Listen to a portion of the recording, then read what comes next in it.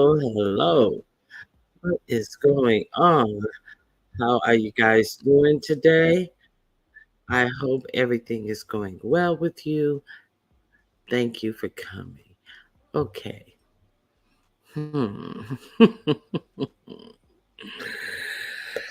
Oh, child. Oh my God. It's a lot.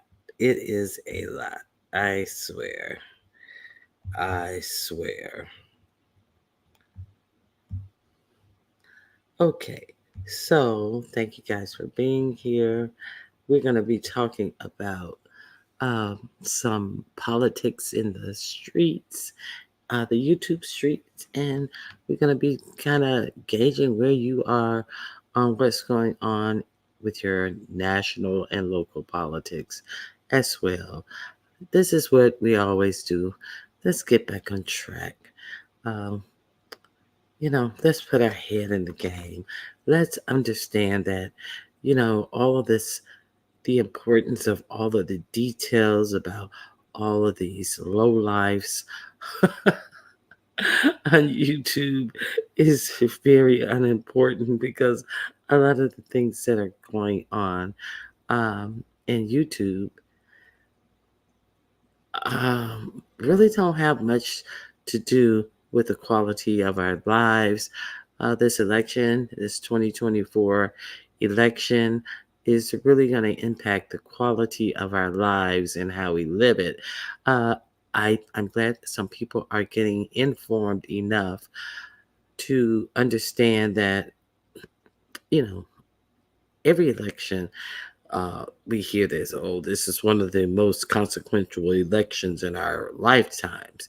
But I've never said that because I've always voted since I've been 18 and able to vote. But I do believe that this is one of the most drastic elections in our lifetimes.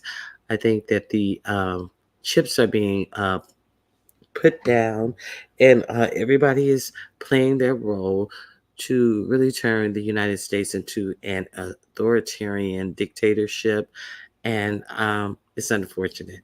So let me say hello to everyone who's here. Okay, um, this graph 81,268,924 people voted Democrat last election. Uh, 74 million 216,154 voted Republican. So that's a lot of people. But unfortunately, over 101,176,932 people either voted for a French candidate or didn't vote at all. So there is there's a way that we can hold out from the brink of this what I call despair if these 1 million people actually vote for their interests as opposed to wasting their vote or actually sitting on the sidelines of this election and doing absolutely nothing. And, so I think it's very important that people get out and get this message out. And thank you. Thank goodness that I have a YouTube channel. Thank you guys for coming to visit my channel, and maybe you guys can help spread this word. So let me let me talk about. Let me say hello to you guys. Good morning, Ox City. Thank you for being here. Sincere, beautiful mind. Thank you for being here. Shady Blue. It's always a pleasure to have you. Life with Jamila, Auntie Donna, the real OG Nubian. Thank you for being here. Lovebug74, you're finally able to see the kitty dance on the table. Get it, kitty. Good morning, Madison W. Good morning, Lena. Pretty Brown Eyes. The Southern Nobleman, Carolina Blue. Thank you guys for being here. Good morning, Sandra. Thank you. I think I saw A View is a View. Yatanya Jones, A View is a View. Good morning. Thumbs up and sharing. I took the poll. Thank you, A View is a View. Jill's Comfort Zone. Lena Pretty Brown Eyes, Spicy Dicey. And I do believe it's the Chakra King Black. Hello, everyone. Thank you guys for being here. So, what did I see yesterday? King Roman News went live yesterday, and he talked about his crewcation. Seems like they all had a good time. Seems like they enjoyed themselves. He showed some additional pictures that had not been put out on community boards or anything like that. So um, it seemed like he had a good time. And I didn't see much else that happened on the YouTube streets. Uh, this this lady, this, some lady was talking crap, and then Shish Trish um got into it. Well, Shish Trish made a statement about these fake ass YouTube Street Awards. She decided to die on a hill that had absolutely no grass about these YouTube Street Awards that are a total farce and total bullshit. But she decided to pluck on that lady who is always having a woe is me story. But that lady came back and um tried to tried to put me in my place. You can't put me in my place because you have no place for me. You have no place for yourself. You can't put me in my place when you're making arguments about things I absolutely never said. So do better, bitch. Okay, so try to put me in my place about things I did not say. And let me say this. Let me say this. See, you bitches just really, really, really, really just show how thirsty you really are. You know, what do they say? Hmm.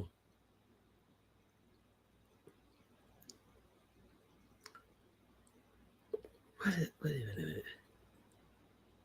imitation is the greatest form of flattery. Imitation is the greatest form of flattery. When you can think beyond doing something that is already being done, you're fucking a loser. Are a total fucking loser. Okay, so let's be clear. Let's be real clear. Okay, so woo child. Child, I'm sick of these damn high food prices, etc. I'm going to definitely make my vote matter in November. Uh Hunty. Good morning. Okay. Mm, well, Wu Chow, uh, that is very good for you. So, you're complaining about the food prices. You're not complaining about uh, actual um, the actual inflation that has actually gone down. But let's not. You may want to make a more informed vote based upon you being able to go out and buy your own food. You may want to make your own choices about you being able to actually have a job. You may want to make because you can't buy food without a job. You can't buy food without job security. You cannot buy food with, you know, um, different corporations being able to fire you at will. This vice president pick, this person, JD Vance, he is total anti-worker, and corporations love that type of stuff. So, um, you know, people think about, regular norms and, how bad can it be? How different can it be? Um, let me see. Let me put up a graph for you guys. Some of the things that are to be enacted with this Project 2025. Let me find them.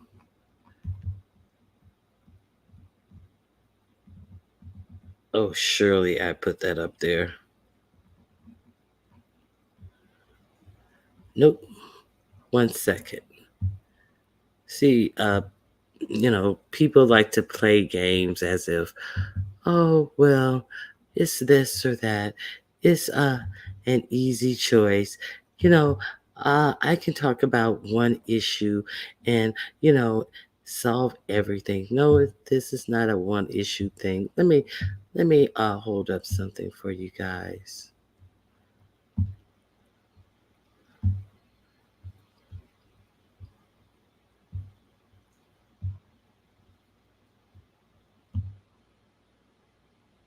Okay.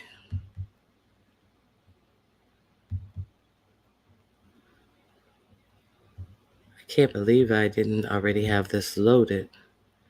I apologize.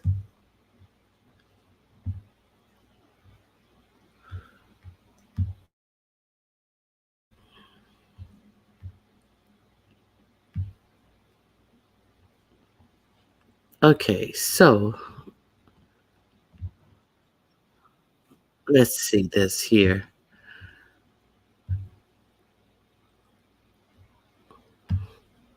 Project 2025, the presidential transition project, end of no fault marriage, no fault divorce, complete ban on abortion without exceptions, ban contraceptives, additional tax breaks for corporations and the 1%, higher taxes for the working class, elimination of unions and workers' protections. So, will you even have a job to buy food? Rise in the retirement age. Cut Social Security, cut Medicare, in the Affordable Care Act, raise prescription restricting drug prices, eliminate the Department of Education, use public taxpayer money for private religious schools, teach Christian religion belief in public schools, end free and discounted school lunch programs, end civil rights and DEI protections in government. See, because every black person nowadays, right now, is said to have a DEI position. The female head of the Secret Service, they are saying that the reason why the Secret Service did not catch that 20-year-old before he let off several firings is because that woman was a DEI hire. She's not a black woman, she's just a woman. So, okay, so you don't think that DEI means anything? You don't think that that is a new coded word to say whoever, if are a woman, if you are a person of color, they are, just lumping you into this boogeyman word, boogeyman letters, the DEI, of it all. So, uh, let's not forget that, you know, uh, uh, Trump's talked of black jobs. So these are people who have draconian ideas of the types of jobs that you have anyway. This Project 2025 also allows for people who have worked in jobs for years to lose their job to loyalists and sycophants who are pledged their allegiance to the conservative agenda, therefore replacing you in your job. Do you have one of those jobs, Wu Chow? Or you don't think you have one of those jobs, or you may find out that your job is exactly one of those jobs. So Will you be able to buy food then? Okay, so let me see. What is it? Where did I end? Free and in free and discounted school lunch programs, in civil rights and DEI protection in government, ban African American and gender studies in all levels of education, ban African American and gender studies in all levels of education. Okay, so I guess Wu Child, you're not black. I guess that you feel like it is okay to ban the study of your ethnicity in schools. Ban. Why would they want it banned at all levels? Oh, you can still do Jewish studies. You can still do uh, Asian stories, but you just cannot do African American studies. Why is that? And why is that a part of the actual Project 2025? No other race of people is being banned from being taught their actual factual history in schools. Hmm. Okay. Um, Let me see what else. Okay, banned books and curriculum and studies of slavery. You know what I'm saying? The curriculum, curric, yeah, that of state about slavery. Okay, in climate protections, uh, increase Arctic drilling. Deregulate big businesses and oil industry, promote and expedite capital punishment. Hey, you got life. And we're gonna do away with you real quickly. Let's not forget that Donald Trump was the one who said that the Central Park uh, attackers who were rounded up real quickly. They should have gotten the death penalty when in fact they had not even committed the crime. So, what if all of these people who they are locking up, all of these civil rights that they're taking away from people, and all of these people who have been exonerated are, quickly tried, given these death sentences, and then quickly disposed of? So, um, do you think that every person who is arrested and sitting in these profit for profit prisons have actually done the crimes that they've done?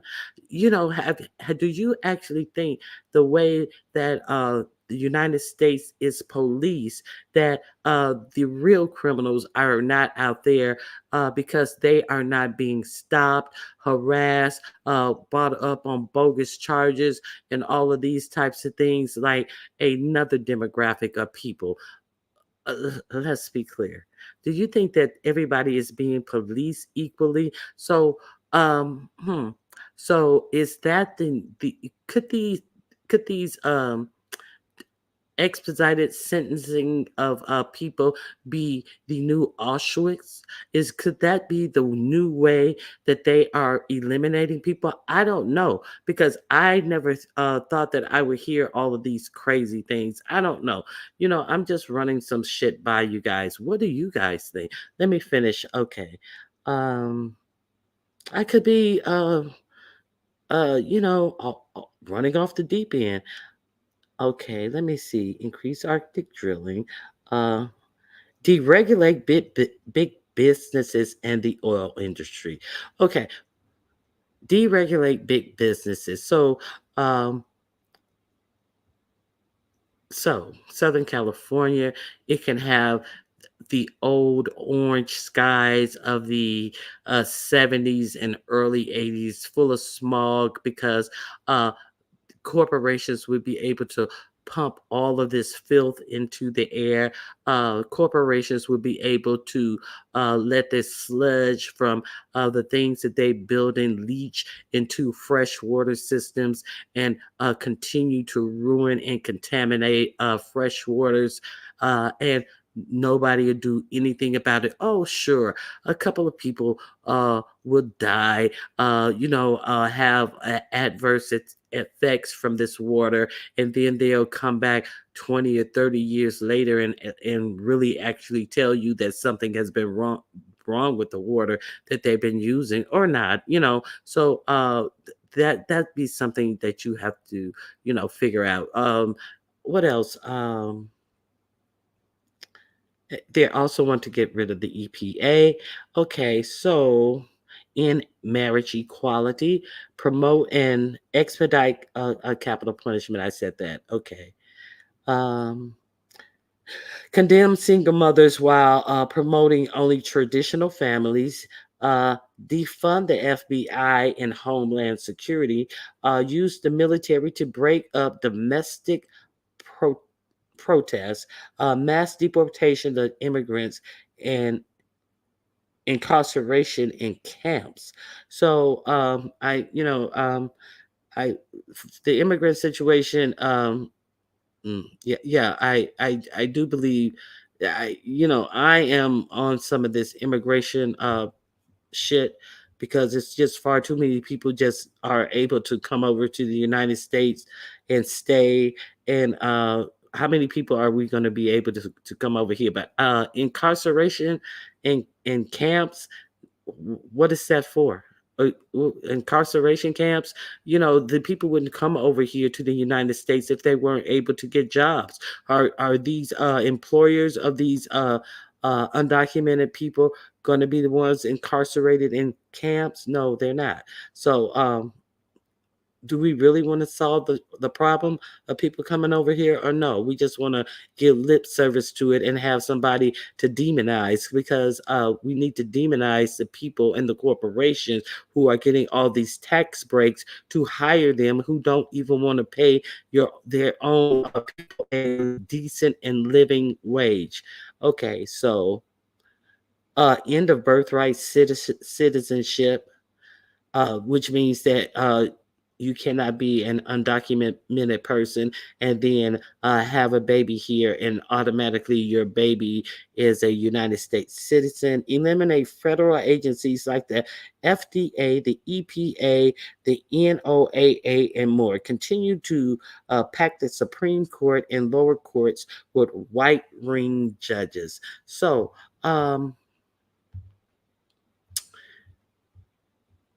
these shallow arguments about um inflation and the food prices. The inflation was at 9 points. The inflation and food price and the inflation was at 9 point something at the height of in 2022. That was the highest that inflation had gotten under Joe Biden. It is cut in. It is gone down to 3.3%. So uh, I understand nobody likes paying these high prices and things like that, but more jobs were created under Biden. I wish somebody had primary Biden, but it's no time to actually, pretend like, oh, well, you know, uh, we have a better choice. We can do something differently. No, we have the choices that we have right now in front of us. So, hey, Voodoo, how you doing? Yeah, yeah. Thank you. Good to see you. Okay, so I said a plethora of stuff.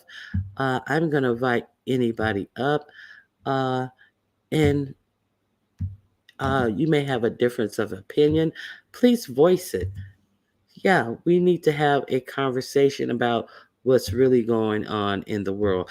Okay, now have any of you guys? Let me do the poll. Good morning, Cruiser. Good morning, T. Evans. Um, Yes, Yaya has. I hope Yaya feels better soon. You guys who can get a cruiser, not you. you guys who can get a prayer across to the good Father, send a prayer out that Yaya will feel better soon. Cruiser, Cruiser, don't push it. Hey, Joe, comfort zone. Good morning, Very Carrie. Thank you for being here. Inflation is getting us. Okay. Okay. Good morning, Dreamy Genie Blue. Thank you for being here. Yeah, let me tell you something. I went to, I think it was Burger King. I went somewhere, and my husband asked for a Whopper and fries. He didn't even get a drink, and that shit was like $12 or $13. And I was like, "Excuse me." I couldn't believe that shit. I could not believe that shit. I get what you guys are saying about food prices, and grocery prices are horrible. Let me see I am ARNP running, but I still feel the way I do. What is ARNP? I don't even know what ARNP. It's yeah, it's okay to feel the way you do, but unfortunately, we are at a point in history where we are really going to have to make some changes based on some information. It comes from comes from the country living. I think my dad made us value everything. That country living is very good. My grandparents grew up in the country. We used to visit our grandparents often, and we understood how to uh, make the most of everything that we had. My parents, um, my grandfather's grandmother was actually uh, in slavery, and so my grandfather's grandmother, yes, my grandfather was like I think 20 something years older than my grandmother. So he was very, very old. He was actually enslaved. His grandmother was actually in slavery. So they grew up through the sharecropping era and all of that to own their own land and to actually farm their own land, save their own seeds, uh, you know, dig their own. Dig their own what is they dig their own wells for their water, their fresh water, and all of this type of stuff. So there is definitely a respect from being sustaining yourself, 100%. I grew up understanding how to not waste things and all of that type of stuff. So there is something in that, everything is not disposable. When you can sustain yourself, that's why a lot of people have gone back into gardening and growing things, but they have actually made it illegal to have a garden in some states because they understand that if you are able to sustain yourself, you are not going to be dependent on your government. Uh, that's why many farmers must buy seeds every year. That's why there's such a big push on these GMO seeds that they're selling you. To get a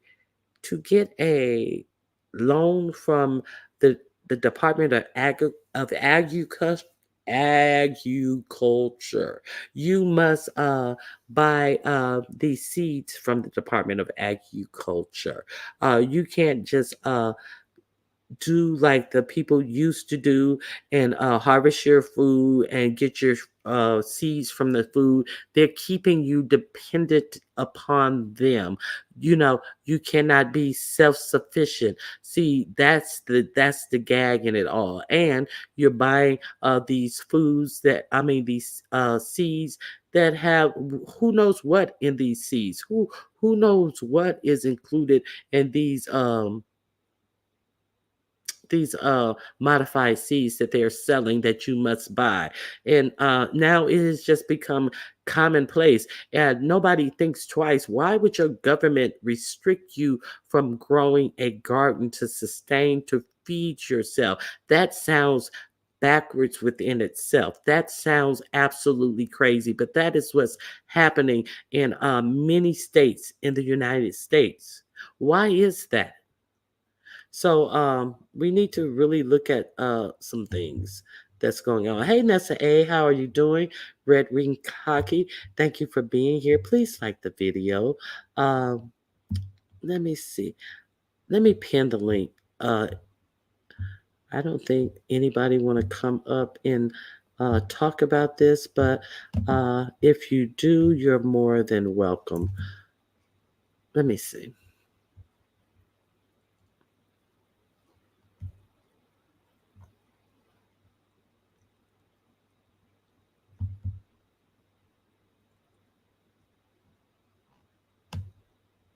Okay, here's the link is pinned. Okay. Okay, I'm going to close the poll. Let's see what you guys think. Okay, how important will election 2024 be? Extremely important, 64%. No more important than others, 22%. That's a high percentage who believe that it is no more important than any other election. Uh, there's an election this year? 7%. Didn't even know it was an election. Not important. I don't vote. 5%. That's 197 voters. So it seems like uh, an overwhelming majority of you do think that it is extremely important. But I need to get that other 38% up a little bit more. So I can't hear, or is it just me? I hope. Oh, that's just you. I was just going to say, I hope I have not been on mute all this time. I hear, I see, who was that who said they couldn't hear? So, uh, somebody hit the link. Let's talk about it. Hey, Beans and Cornbread. Hey, Angie. How are you doing? We are under racism, white supremacy, and new fascist authoritarian government. We're not under it, but we very well maybe soon. Okay.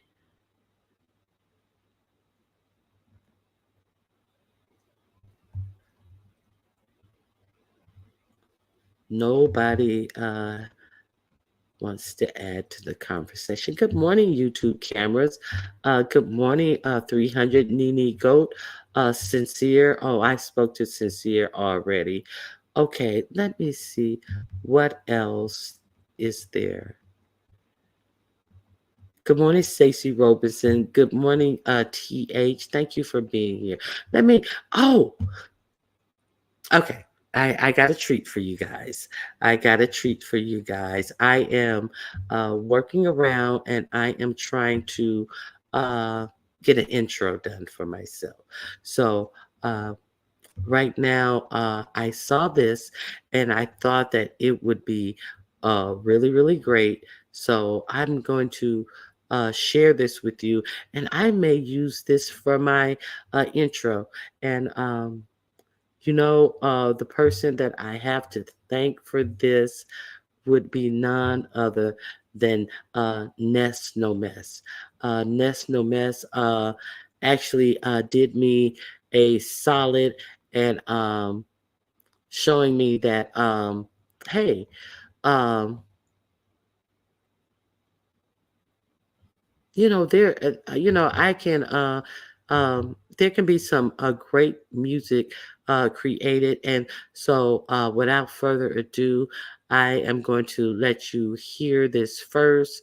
It was inspired by uh, Ness and the Come Closer situation. So, what do you guys think about this song? Hold on one second. Let me share this with you.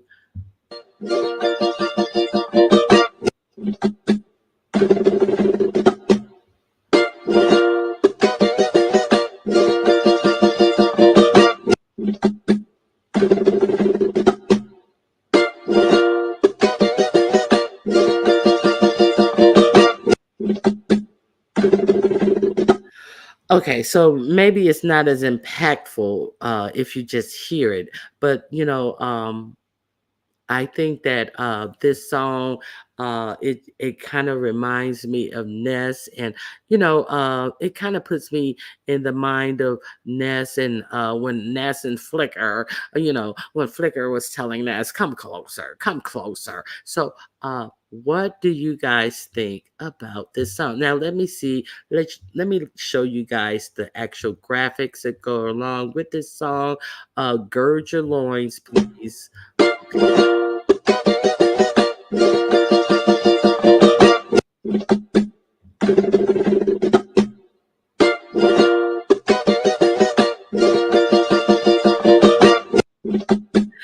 Okay, I had to be silly. Okay, so do you guys think that that would be a good intro song? Okay, I believe it will be business as usual with those corporations. They'll continue to dump waste in Black communities, environmental racism with no repercussions. Uh, yes. Okay. Thanks, Ronnie Q. Oh, I'm way behind. Let me see what you guys thought of my intro song. No? Yes? No? Nothing. Okay. You guys are. Hey, T Velocity. Um, oh, Ness is mad at me as well. I almost forgot about that. Hey, Clyde, how are you doing? Um, um, you guys didn't like my intro song? Nothing? Good morning, Ronnie Hughes. Sounds like the federal government is engaging in modern day sharecropping. Um, sh- um, how do you mean that, Seven? I know I'm not sure on how you mean that.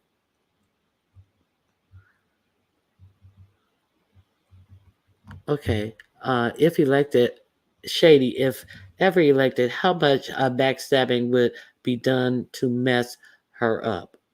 I don't know. Good morning, Informant Sugar.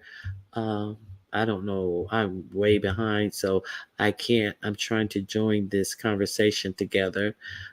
Okay, the link is pinned. Okay, Ronnie Q. Chew GMO seeds used only to be sold to farmers and registered said seeds this year. Black GMO tomato seeds were sold to the public for the first time. Home gardens, beware and careful. Yes. So, the government that says that they want you to pull yourself up by your bootstraps, they don't want you to be able to sustain yourself. They don't want you to be able to go off the grid. See, they want to know exactly where you are. Okay, okay, so let me see.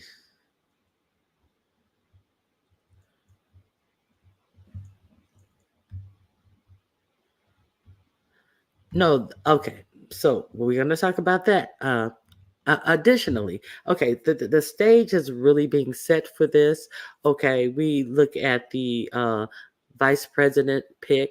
Uh, we look at the who is anti worker, who wants to draw back all protections, a lot of the protections for workers, where uh, fortunately the Biden administration is pro union. But did you notice that the largest union head, uh, the Teamsters?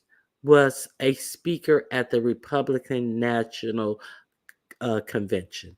So let's and it's under this falsehood. It's not like, well, see, they must be. No, it's bullshit. It's total and utter bullshit.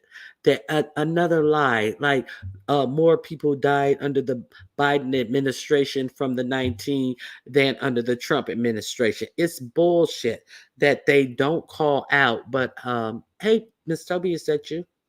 Yes, me. What's going on, Miss Toby? Oh, can you hear me? I hear you fine.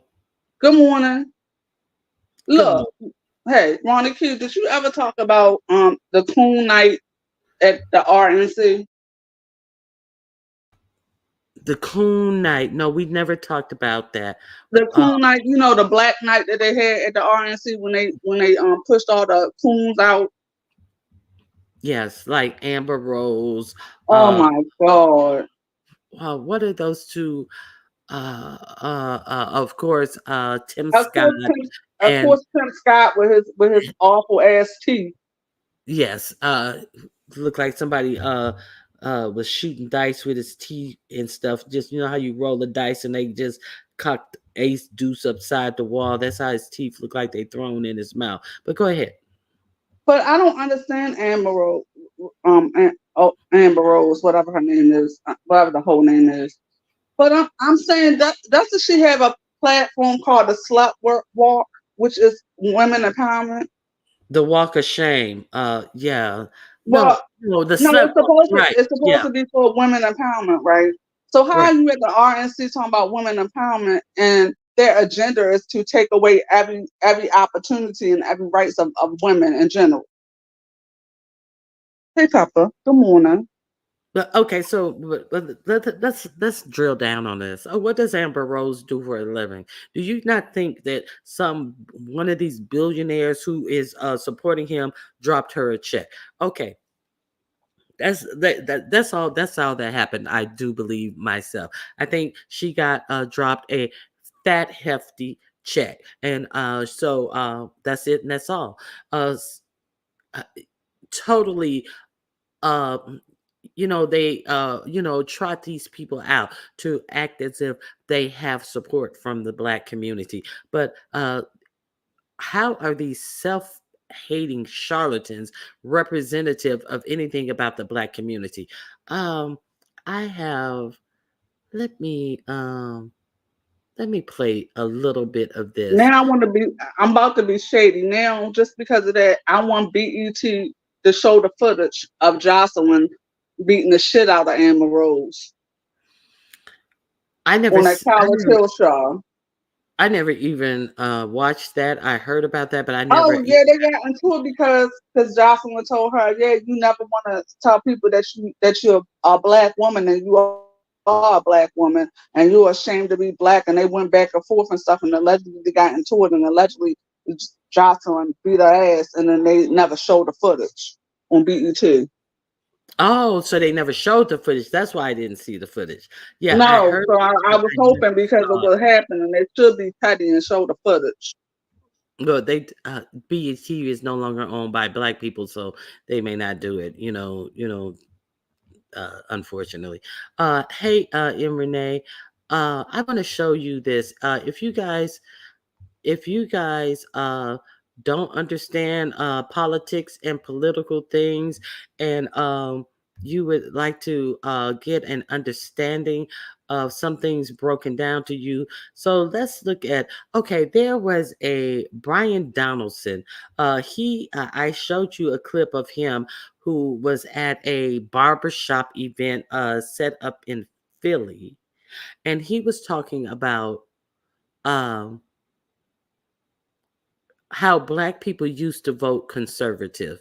And then he said, well, before Jim Crow, as if Jim Crow was a great area, people were more conservative.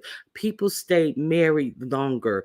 Uh, and without taking anything in consideration, as if the Jim Crow part of the era was the reason why people stayed married longer. it was he was saying, he was talking about black people, that if all people stay married longer, and Jim Crow was not the line of demarcation that made marriages last longer back then. Also, back in Jim Crow, that was before reconstruction, not reconstruction, that was before what is that, Miss Toby, what is that, the Jim Crow, in the Jim Crow era, that was before the Dixiecrats situation, where Republicans became more conservative. Democrats used to be more conservative. So Yeah, it used to be the opposite opposite. right. The Green Old Party was actually more liberal, and the Democrats were more conservative. So what he did was he tried to do a sleight of hands, and he kept on bringing it up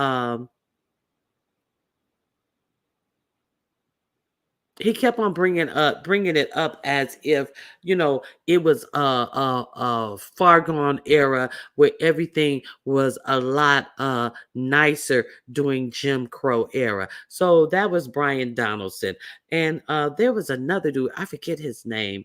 uh Tim Scott, Brian Donaldson, and there's another, coon.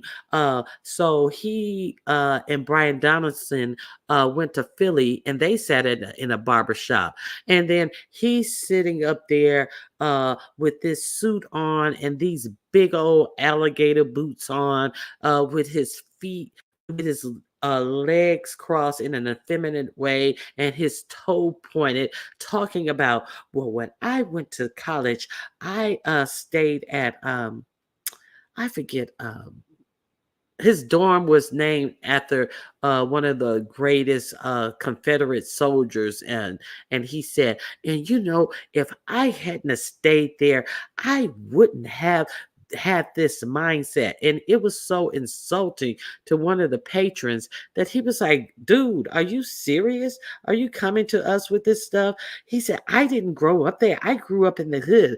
And he said, oh, guy, can't you understand? See, Brian Donaldson, this is the same thing they did with you when you were talking about how good it was under Jim Crow.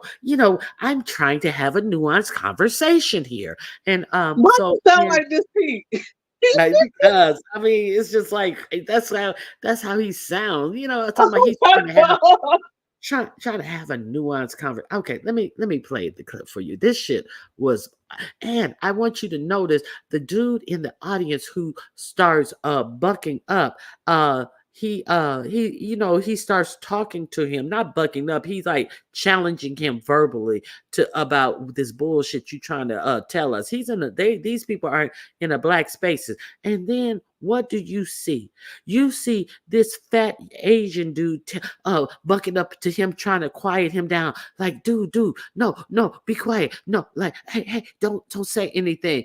And the dude you see who steps in? Who steps in? Who sees that? Oh no, we ain't gonna let this go left. But a black sister steps in between the Asian dude who's trying to hush down the black guy and be like, no, brother, you gonna get your road across. See, the Asian dude's trying to be like, oh, no, let him, no. And then the black dude's like, all I see is a bunch of people who don't look like me who's trying to hush me up. And that's exactly what was going on as these fucking clowns. Tim Scott was a whole freaking clown trying to be nominated at the VP. He was allegedly one of the lead VP pricks. Do you think that Trump was going to put a black person one No, part away from the no? no. And, And I have a funny feeling that his beard, I mean, not his beard, oops, his fiance is going to disappear. There is going to be nothing else talked about this wedding. He was allegedly about to become a father, and they wouldn't say if the woman was pregnant. Scott can come out. They wouldn't say if she was pregnant. They said he is about to be a father, and they were real coy about it. So they were trying to, say, give him more masculinity, like, hey, he's about to be a dad too. But they wouldn't say if it was a stepfather to the children that she already have. Okay. The Robert E. Lee dorm. Yes, that's he was bragging about having built so much character because he had to stay at the Robert E. Lee dorm. Oh, You may know shut who I'm the hell talking up. about. You may L7 may know this clown that I'm talking about. Okay, let's view some things. Okay, so these people are contorting themselves. No, he's not.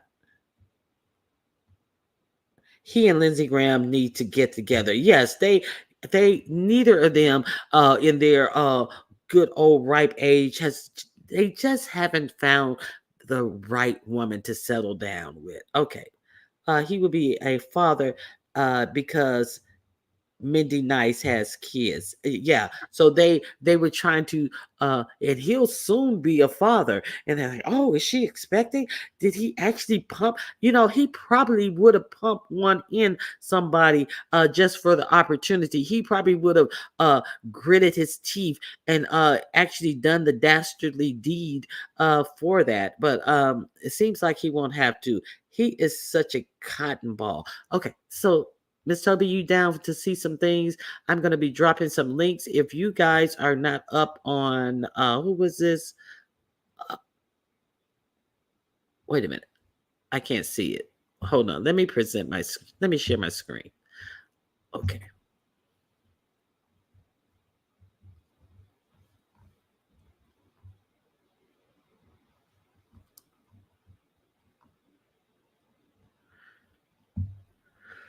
Okay, here we go.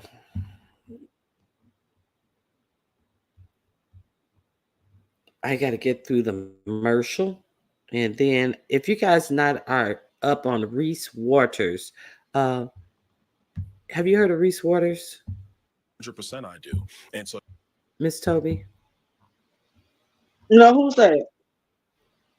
He's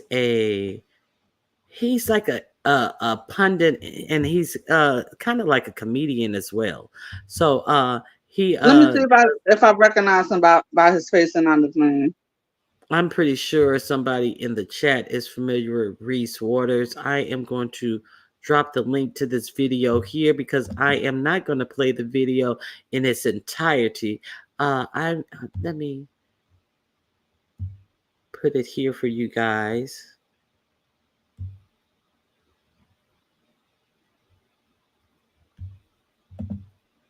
There's a scandal about Mindy and her ex-girl. They are using horse gums. Oh my God. Not horse gums. Okay.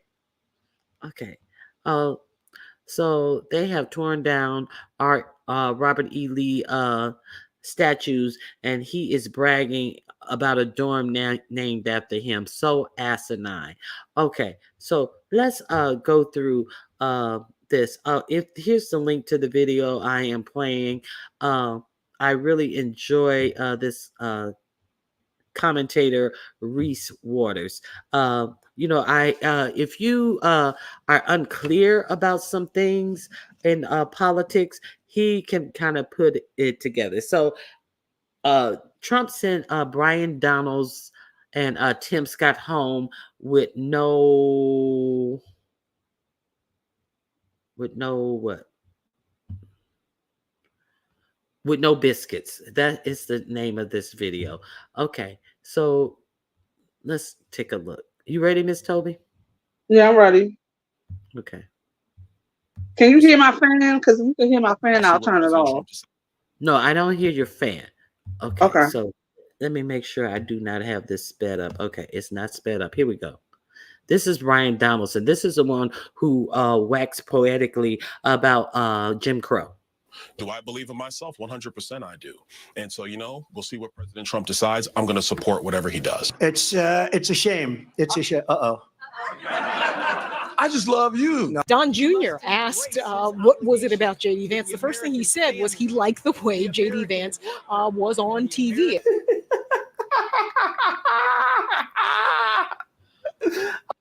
Okay, so this is the host right here. So let me put up, I'm sorry. Let me put up my fair use banner. I am just using this for commentating, for education, and yeah, I just want to show you a little bit of this. Oh, so let me give you a little tinge of how he commentates on these things. Okay, here we go.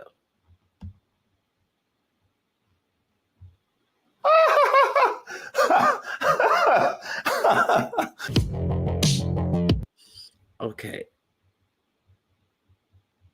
let's go a little further.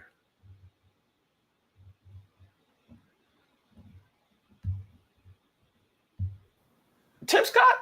Tim Scott, what you doing here? I don't know what went into that process. I met the criteria to be selected, but I wasn't. I know, man. I know. I mean, this is bad. I mean, he picked J.D. Vance despite what he said about him. This is an evolution, and I know you've been asked about this before, about past comments that you've made about Donald Trump. You've said, I'm a never Trump guy, never liked him, terrible candidate, idiot if you voted for him, might be America's Hitler, might be a cynical a-hole, cultural heroine, noxious and reprehensible. And that's Now, this is what the person who has been picked to be his running mate had said about Donald Trump. If you had voted for him in 2020, you were an idiot. But then in 2016, you were an idiot. So then all of a sudden, now he has changed his stance. Donald Trump threw his support behind his Senate race. This is a first-term senator from Ohio.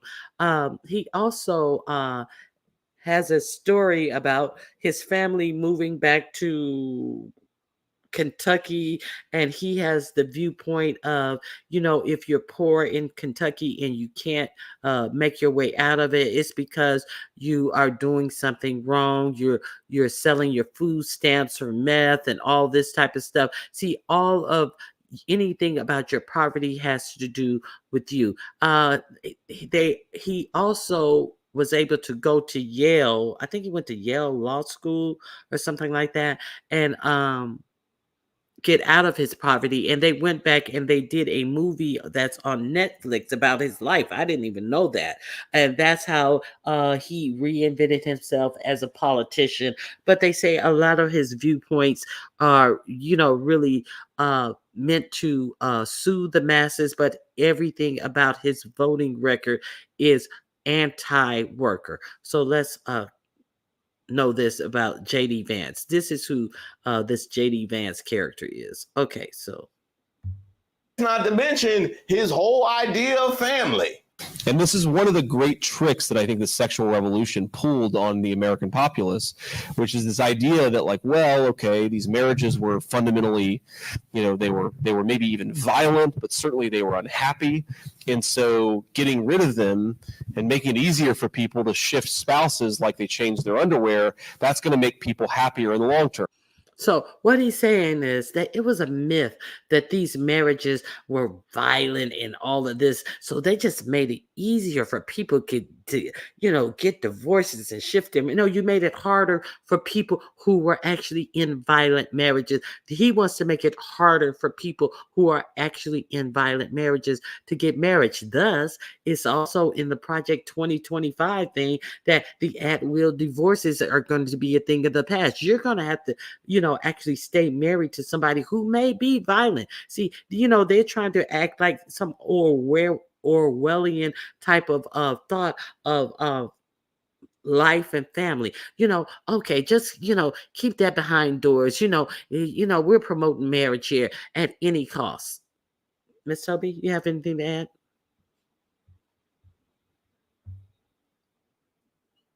Miss Toby has left the building.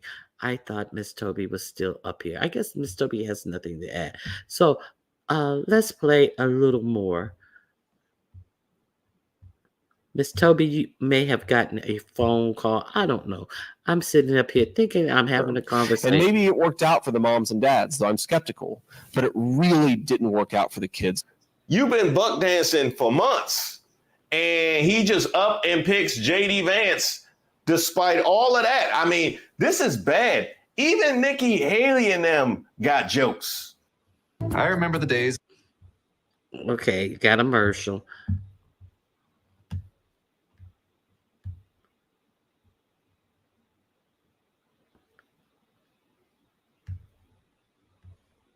So he said, even Nikki Haley is teasing you. JD Vance selection as Trump's VP. Wait a minute. Let me see. Breaking, Tim Scott calls off the wedding. This is Nikki Haley. Once JD Vance was selected as Trump's VP, Nikki Haley came out with a tweet that says, breaking news, Tim Scott calls off the wedding. Okay, so let's go a little forward.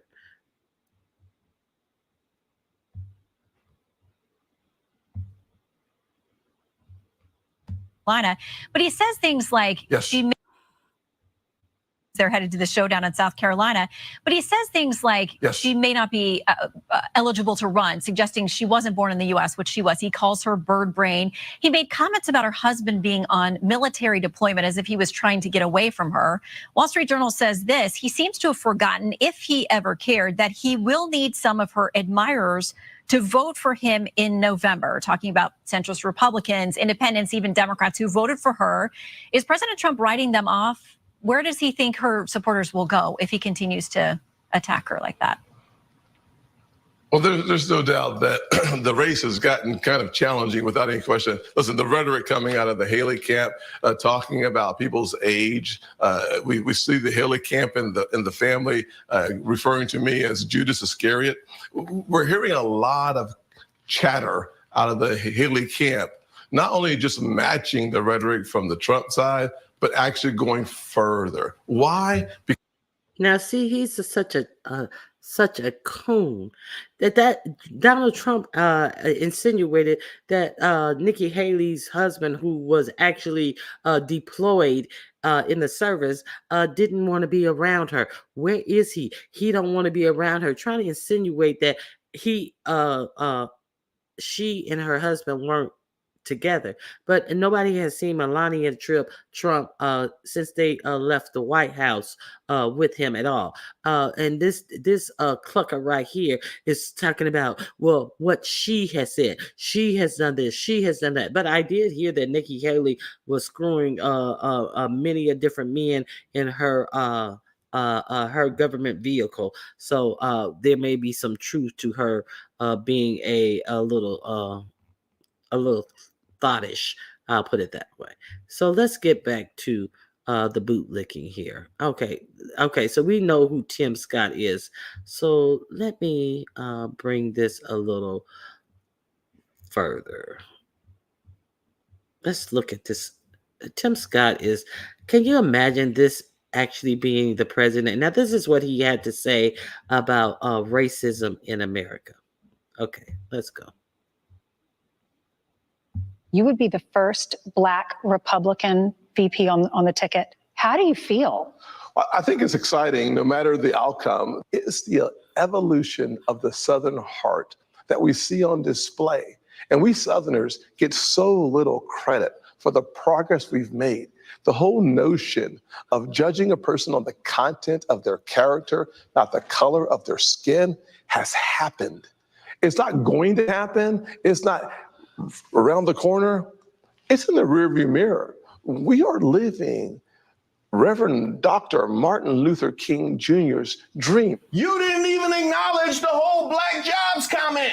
The president used a phrase I hadn't heard before. Maybe he's used it. Maybe you've heard this. But he used a phrase saying that immigrants are coming into this country, undocumented immigrants, and they're taking Black jobs and Hispanic jobs. What did he mean by that phrase, Black jobs and Hispanic? What exactly does he mean? And does he mean low-wage jobs? And why not just say low-wage jobs? Why does he have to insert race and or ethnicity into it. I got to tell you, the thing I thought was incredibly powerful on the issue of immigration was when President Trump said that we see our veterans homeless on the street. Okay, he flew up. He just went right on by that and didn't answer the question and answered a pretending question. Now here's Brian Donaldson, the one who waxed poetically about Jim Crow. Let's go here. Do not agree with. Well, apparently that's not true. One at a time. Murders in Milwaukee are down 39% since last year. And the Trump campaign's own election investigator in 2020 said that Wisconsin's results were legit. So if Mr. Trump feels so strongly that Milwaukee is a horrible city, why is he having his convention there? Well, two things. First of all, when you bring these comments up, please bring them in context. I'm glad that you mentioned what the campaign said afterwards, but I noticed that your network and a lot of the press are not doing that. With respect to Milwaukee, he was talking about allegations of voter fraud and also the crime rate. He didn't mean it was a horrible city, just the crime, the ways in which people say it's a horrible city. Okay, so let me get to the barbershop thing, just in case you miss his statement. So people always have been conservative-minded, but more Black people voted conservatively. And then HEW, Lyndon Johnson, and then you go down that road, and now we are where we are. Trump had you singled out at a Blacks for Trump event like the last call. now, these are the Blacks who were on stage yesterday. Monday, to let you understand that there were Black supporters for Trump. These are the coons, the charlatans, attention retirees, the total idiots. If you're willing to be at your computer, who put themselves up for fodder and laughter. The best. It just beat Elvis Presley and Frank Sinatra by a lot. By the way, beat him by a lot. But that's the number. Okay, so let's look at this coon over here in this blue suit who is so animated in his eyes, bucking his eyes like a good Sambo, and all of this laughing and listen, I'm on the inside joke. Listen here. Who is just so enthralled, a whole freaking coon. Let's look at this one right here in the blues on the far left. Okay. Bald head. The mugshot. The mugshot is the best. It just beat Elvis Presley and Frank Sinatra by a lot. By the way, beat him by a lot. Now, Donald Trump is talking about why he is relatable to Black voters because of his mugshot, and that's why he is relatable to Black voters. And you got this coon, this Sambo sitting up here with a shit-eating grin on his face. Hey, you hear that? Yeah. See, listen, hey, he's one of us. Bullshit. Okay. Let me see.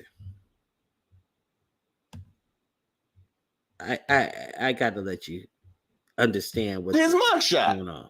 But since this has happened, like the mugshot. The mugshot is the best. It just beat Elvis Presley and Frank Sinatra by a lot, by the way. Beat him by a lot. But that's the number one mugshot of all time. It's really an amazing thing. Since it happened, the support among the Black community and the Hispanic community has skyrocketed. Then he almost got you monkey stomped at that Atlanta cigar shop thanks to Wesley Hunt and his jigger boots. Because only in America you have 3 Black children matriculate through the premier leadership institution of the entire world and graduate from there and live in a barracks named after a Confederate general. Only in America. And if it were named anything differently, I wouldn't have that perspective. Do you think I support the Confederacy? Don't kid yourself. Of course I don't. But excuse me?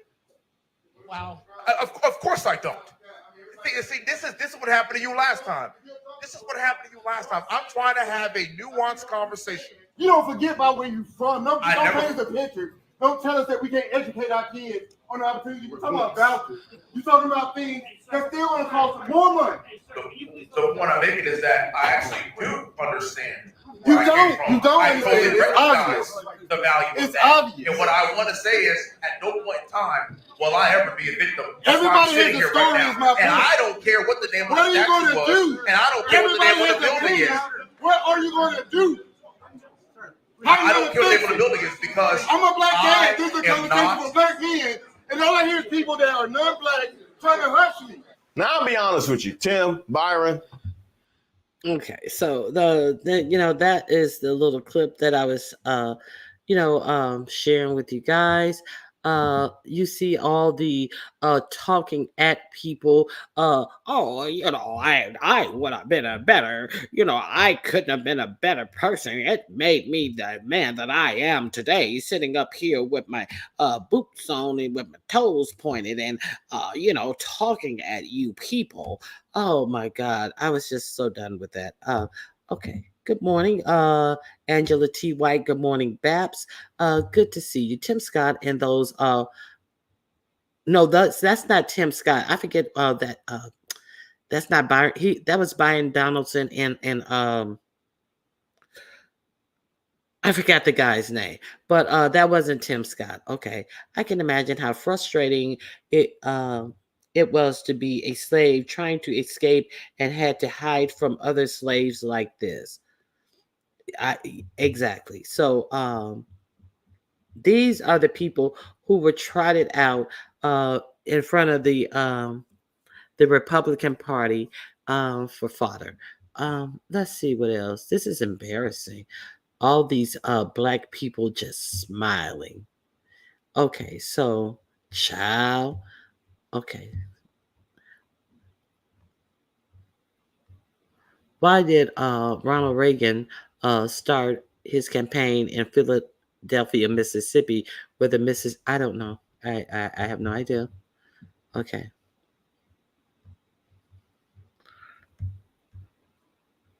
Don't he sound like Bill Clinton? Okay, so let me see what else, you guys. Tim Scott is the kind that ratted out Harriet Tubman. Yes. Shut up, Mr. Ed. Yeah, so Haley's husband doesn't like her. He stays gone. Yeah, well, like you said you saw that but the simple fact of the matter is that they were trying to make that fodder as if Melania Trump don't stay gone. That was my whole point. I had heard the rumors. Yeah, I had heard the rumors that of all the different times that Nikki Haley had allegedly been screwing in her government vehicles. So I'm not gonna, but it's just the simple fact that that's the cross that he chose to die on. Talking about her marital situation, well, we have not seen Melania Trump anywhere on any of his fundraisers, rallies, any of this. So, like, pot calling the kettle black. Yeah, that was my whole point in that situation. So real black people calling him out, and then you see the little guy over there like, oh no, wait a minute, wait a minute, don't say anything, you don't understand what it. No, motherfucker, no, he's just not gonna come in here and talk this crazy shit to me and act like he don't know where he is. And I was glad that sister just smoothly stepped in there like, oh no, the Trumps don't have a marriage. Catch. Okay. I can answer that because Reagan came to America just so his wife could start the DARE program. No, he didn't bring it to America. He brought it to America so they can get rich. They can get that money. They can get that money. That's why they brought it to America.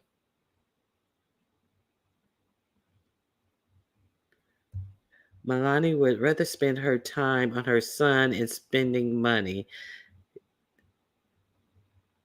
He's too self-absorbed to be a husband. Okay, so what else do I have I want to share with you?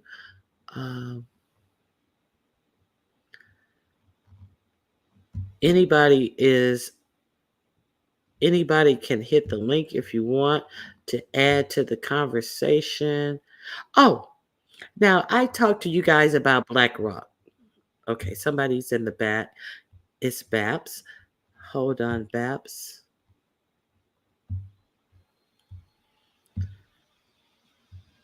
I had to mute my YouTube. Hey. Hey Babs, how are you? I'm good. I just came up to defend Melania Trump real quick.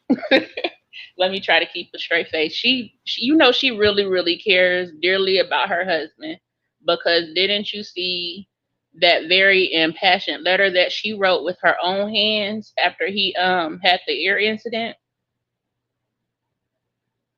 No, I didn't. She wrote him a letter. She didn't go visit him. Nothing. Just wrote She him wrote a a letter. Okay, statement. good. Okay, what did it say? So asking me what it says would indicate that I remember. But I'm just saying she wrote a very, very, very impassioned statement that you could tell she definitely wrote herself. Miss Plagiarism definitely wrote it herself. Oh, so she presented a Michelle Obama speech and pretended that it was her own, like she had done when she was in the White House. And is that what you're saying? Yeah, I think this one might have been written like by a Hollywood producer though. Okay. Hey, Miss Toby, you back? Then my phone dropped, and then I had to walk Tiana. I'm sorry. No, I no problem. I was sitting up here. I had played the clip, and I was like, Miss Tubby, what do you think? And Miss Tubby was nowhere to be found. So, okay. But So don't you feel bad for Tim Scott? He even went and found a wife for Donald Trump, and he still didn't get that VP pick. No, I don't feel sorry for him. Y'all don't feel no sympathy for him? Well, no, I don't feel, because he doesn't have to go through with the wedding now, and we should take a wager. That should be the running bet. When is Tim Scott gonna say that him and his fiance are separating ways? Because we know that he's not marrying this chick now. Because we know that's why she came about all of a sudden he's getting married. Okay, so do you think it'll be over before the end of the year, or he's gonna try to make it look good and take it in through the next year? He has to wait till he gets his cabinet position. That's what I was going to say. Oh, there you go. There you go. If he gets a cabinet position, don't speak that in existence. Well, yeah, that's true. Don't speak that into existence. Okay. Did y'all see our good guy Vivek Ramaswamy over there telling the immigrants to go back to their country?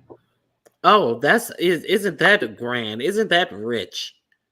I was like, who gonna tell him? Isn't that rich? So he was talking to his mother and father? I guess so. He said, y'all gotta go back home. Wow. See, because his mother and father are not from this country. Right. This is truly bizarro world. I tell you. Now, BlackRock.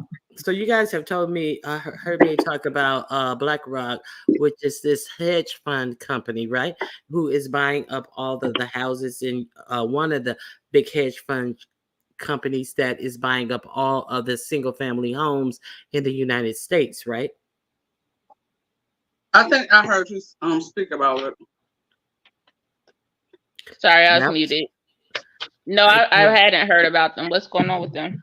Okay, so they're a big hedge fund company. People pooling their money together. These rich people to buy up all the single family homes. there are 6 corporations of these hedge fund companies who are doing this, who are expected to own 40% of America's single family homes by the end of the year. It is now on the radar of the senators in office, and they are the Biden administration. He is expected to do something to make that number dwindle. Their home ownership, their monopoly of single family homes. So now, somebody's making a lot of noise. Sorry, go ahead. So now, did you guys also hear that the person who attempted to assassinate Trump was in one of their commercials? No. Oh, wow. Okay, so let me present my screen. Okay. Black Rock, not Blackwater, Black Rock. Okay.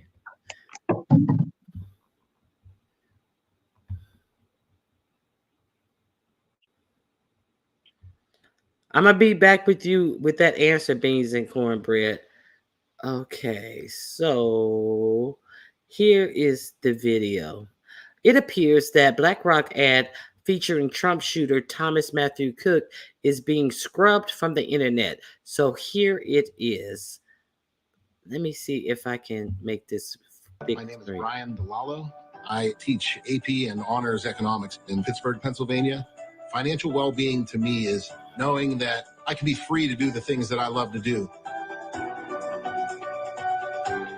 I hope when I retire someday, they say that guy made this place a special place to come to school. That's him. Gave as much as he could to help the community.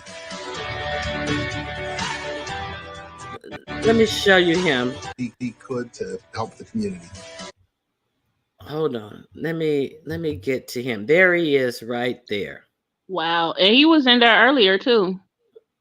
Oh, was he in there? Okay, I definitely saw him here. So now and gave as much as he could. They are scrubbing this from the internet. So I was wondering, did any of you guys know about that? No, that's crazy. Dwayne was asking for the link. That's the first I've heard of it. Carrie, can you guys hit the link? Dwayne may not be able to see the link. Okay. Good morning, Black Diva 21. Okay. BlackRock is also buying up crypto as well. They are buying single family homes and renting them out, running it like a commercial property. Yes, I've done the story on that, and it is frightening. Okay. So I'm interested to know if, like, because from time to time how, I don't know if you do Ronnie Q or you back. I know from time to time I get letters all the time or text messages asking if I want to sell my house. You want to sell your house? Yeah, because they're buying houses sight unseen, and I dropped it, Carrie. They're buying houses sight unseen for that specific purpose. No, I'm poor, so I rent. But my dad gets those letters all the time. He's like, I'm like, talking about, and I would buy it as is, and no commission and everything like that. I'm like, hell no, I'm not selling my house. Yeah, right. because I know what it's about. It's about a company and not anybody that's gonna be invested in the neighborhood or someone that looks like me that's gonna buy the house. No. Nope. And then price people out of it who actually would want to afford to live there. So yeah. They can't. Yeah, especially like where I live at. That like I live in quote unquote Baltimore City, girl. They really trying to move out all the black folks and have white folks move back here. They're trying to gentrify the whole city. They're trying to do that with most cities. They the people who had moved out to the suburbs and stuff, they want back in the city. Yeah, it's because now what they're doing now, they're pushing like most of the people that's quote unquote low income families on section, or some people that's on Section 8, they're pushing them more or less into the suburbs. Yeah, in the suburbs. Yeah, here. Like here in California. Hold on, let me bring Dwayne up. Dwayne, that's you? Good morning. Good morning. Morning, Dwayne. I put him down. I meant to put the I'll be back, screen down. Monica. I'll be back. I'm Okay. taking the trash. I'm taking the trash out. I'll be back. Okay, Miss Toby. I wanted you to stay up here, Miss Toby. She coming back. I'm coming back. I'm just going out back real quick to take the trash out. Get your ass whooped because you always running. You need to get I'm your not ass running now. What? I gotta take the trash out, honey. Yeah, look, hey, Miss Toby, come back. I'm acting like Ice Cube right now. Come back. Now, like in LA, in Leimert Park has been Black since I have been in LA. Now, that is one of the places they had the Baldwin Hill Crenshaw Plaza there. They were like so happy to open a mall there, and then it had gotten like most malls, the biggest stores. I think it was Macy. They turned it into a Walmart, and it got all skeevy and stuff. And a lot of stores had left the malls. Now they have gentrified that whole area. Leimert Park is known for duplexes and fourplexes with so much architectural detail that was owned by Black people. They had these old apartments that were freaking huge. These apartments over there were huge. A lot of them were Section 8 housing. In Training Day, when Denzel Washington went back to that neighborhood and they wasn't showing him any respect, and he got arrested himself in Training Day. That's over in Leimert Park. Issa Rae, they filmed that over in Leimert Park. It is totally gentrified now. It used to be crackheads walking up the alley. One of my homegirls lived over there, and I couldn't for the life of me understand why she lived over there, but her apartment was huge. So they have gentrified that whole area, and right above it is Baldwin Hills. So Baldwin Hills used to be owned by Black families, nothing but Black families, nice houses, and houses that were they called it the Black Beverly Hills because different celebrities, athletes, Tina Turner, all the way back from Tina Turner to Ray Charles lived in Baldwin Hills. And it is nothing but a lot of white families live up there who are, so disrespectful to the residents. These houses have been in the some of the houses have been in families for a couple of generations. Their kids are owning them now, and they say that these people come up there and try to treat them with so much disdain as if they are the ones who don't belong there. It's a real trip. It is happening in so many cities that people are they are trying to bring these people back into closer to the city so they don't have to do these commutes and all of this stuff now. So a lot of major cities are seeing a resurgence of this gentrification, real bad. So what do you want to add to the conversation? Okay, all right, Miss Toby. See, Dwayne, it didn't take that long. Just off the door. Welcome back, boo. Now that Lexington Norfolk said they're doing it with Detroit too. Yeah, affluent Black families live there, and so they are really here they got rid of a lot of low income apartments and built homes affordable only for upper middle class. Yeah, they'll say they're making quote unquote affordable homes, but affordable means that only people who are upper middle class can afford them. Mm-hmm. Now, what do you want to add, Dwayne? Now he gone. No, I'm right here. Look, I'm right here. I just want to say something else, and y'all had moved on, so I was like, okay, I'm just gonna catch up and see what y'all talking about. But No, go ahead. No, add what you want to add. Hell, I forgot. I mean, but to stay on topic, it's a lot of gentrification up in here. You were talking about the shooter. I think you were saying something about you thought it was a hoax or something. It was a hoax to me. Mm-hmm. Go ahead. Very much, it was a hoax, and the dude you were talking about, that dude. That's what it was. You were talking about that dude. Mm-hmm. Now, why every time to me, when it be somebody that's white, they be sitting up there talking about, oh no, there's something we have to sit up there and say. We gotta check his background to make sure that he's not crazy. But if it's a black man, they talking about, oh yeah, they gonna look up his criminal history. Now that shit I don't get. You know what's interesting to me about that? Oh, sorry.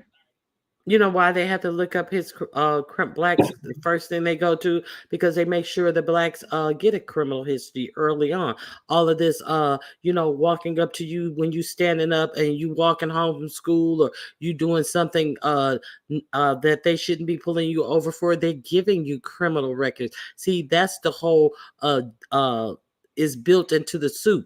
You walking around minding your own business, and then next thing you know, you getting hemmed up by the cop, and they taking pictures of your tattoos and this, and you haven't done anything but walk down the street. Something happened at school, they call the police on you instead of calling the school counselor on you, so you're guaranteed to have a record. So go ahead, Babs.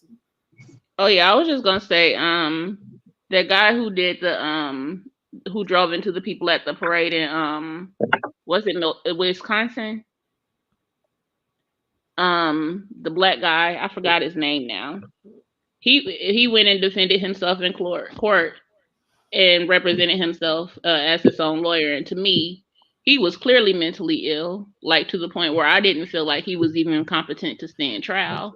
But I don't think that anybody in any of the courtroom comment sections or even inside of the court system looked at him as being mentally insane. They just saw disrespect because he was a black man. Let that have been just about anybody else. You had the Waffle House shooter and stuff like that. They would have thought about mental illness first. It was Dwayne. His last name was Brooks, I think. But what were you saying? Yeah, the light-skinned guy. I know who you're talking about. Okay, and then this is another thing I was gonna say, and then I'm gonna drop down Queens. This is another thing. Now I don't know if you talked about it, Ronnie Q, but they said they saw that boy getting his crazy ass up there, told his father that he wanted to shoot, right? And his father gave him the gun. And then this what got me. Y'all listen to me. They said that there was a cop that saw him, but automatically he lost his footing and fell off the building. Did y'all see that? Well, they said that when he climbed the building and looked over the building, that the dude had the gun pointing toward him, so he ducked back down. But the eyewitnesses, there is actual tape of this dude on his belly crawling over that building, and people have it on video, and they're pointing and the guy who took him out already had his rifle pinned on him. So why didn't, and it wasn't until the other cop who climbed up the building allegedly that then the shooter started shooting. So it was a whole lot of empty time where this dude was allowed to get in position. That doesn't make sense. I get what you're saying. Yeah, they said, because it was even on the news, they said the cop seen him before he started shooting, but he slipped off his footing and he fell off the building because he climbed up there and he seen him. Mm-hmm. I'm like, that's bullshit to me. Yeah, a lot of it doesn't make sense. But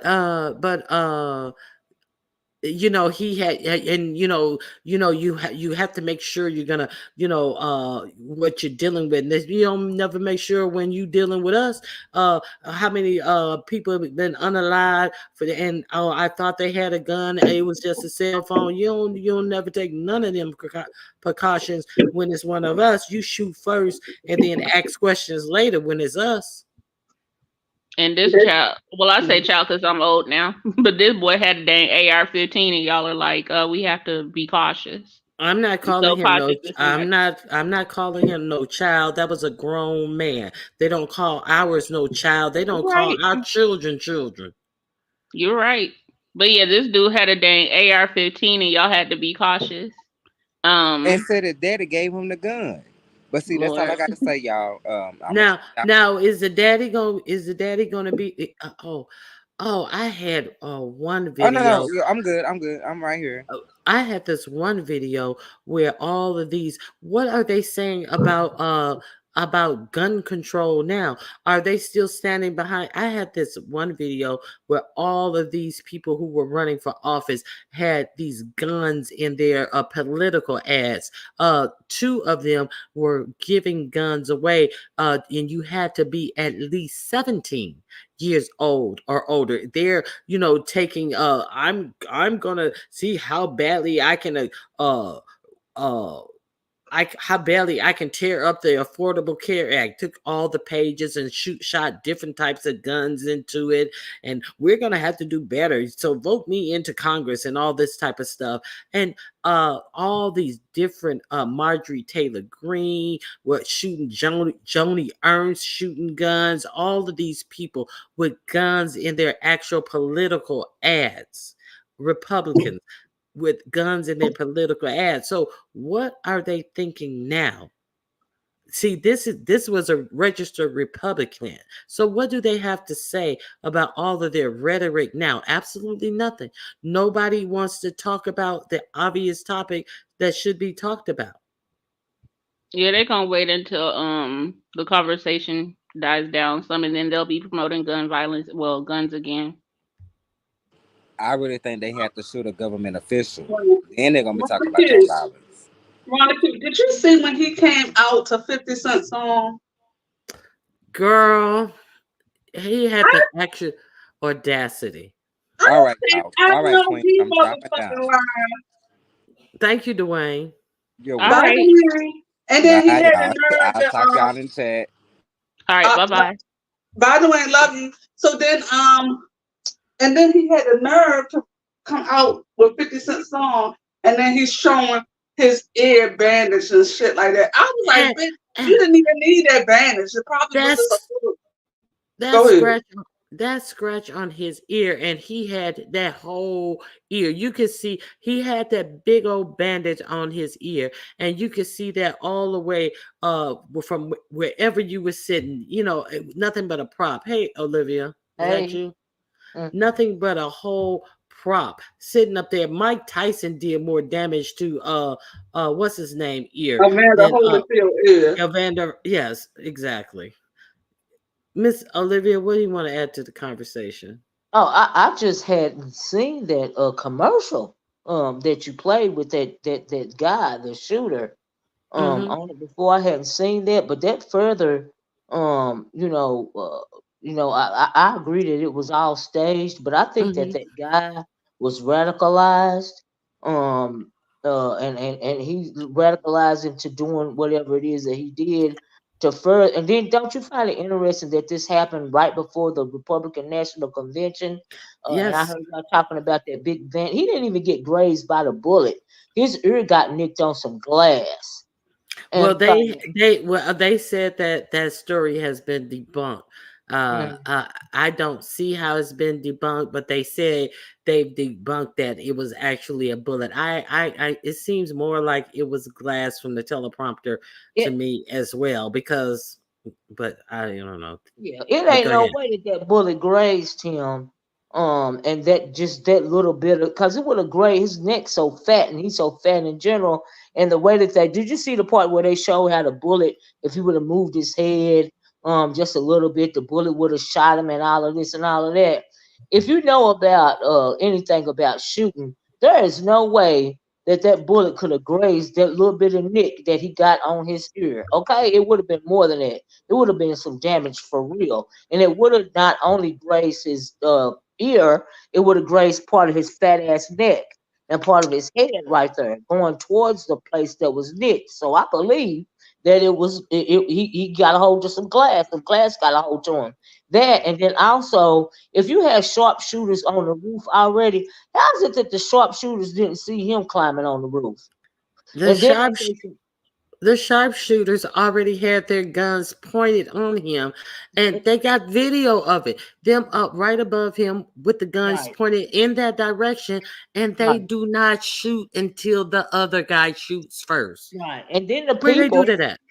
They were saying that the people were saying that, hey, this guy's climbing on the roof. They was telling the police that some guy was climbing on the roof and all of this and all that, and they kind of stalled that out. So why wasn't that handled immediately? Even before he got on the roof, and when he was climbing on the roof, if sharpshooters was already looking that way, they would have seen him before he ever shot a gun in the first place.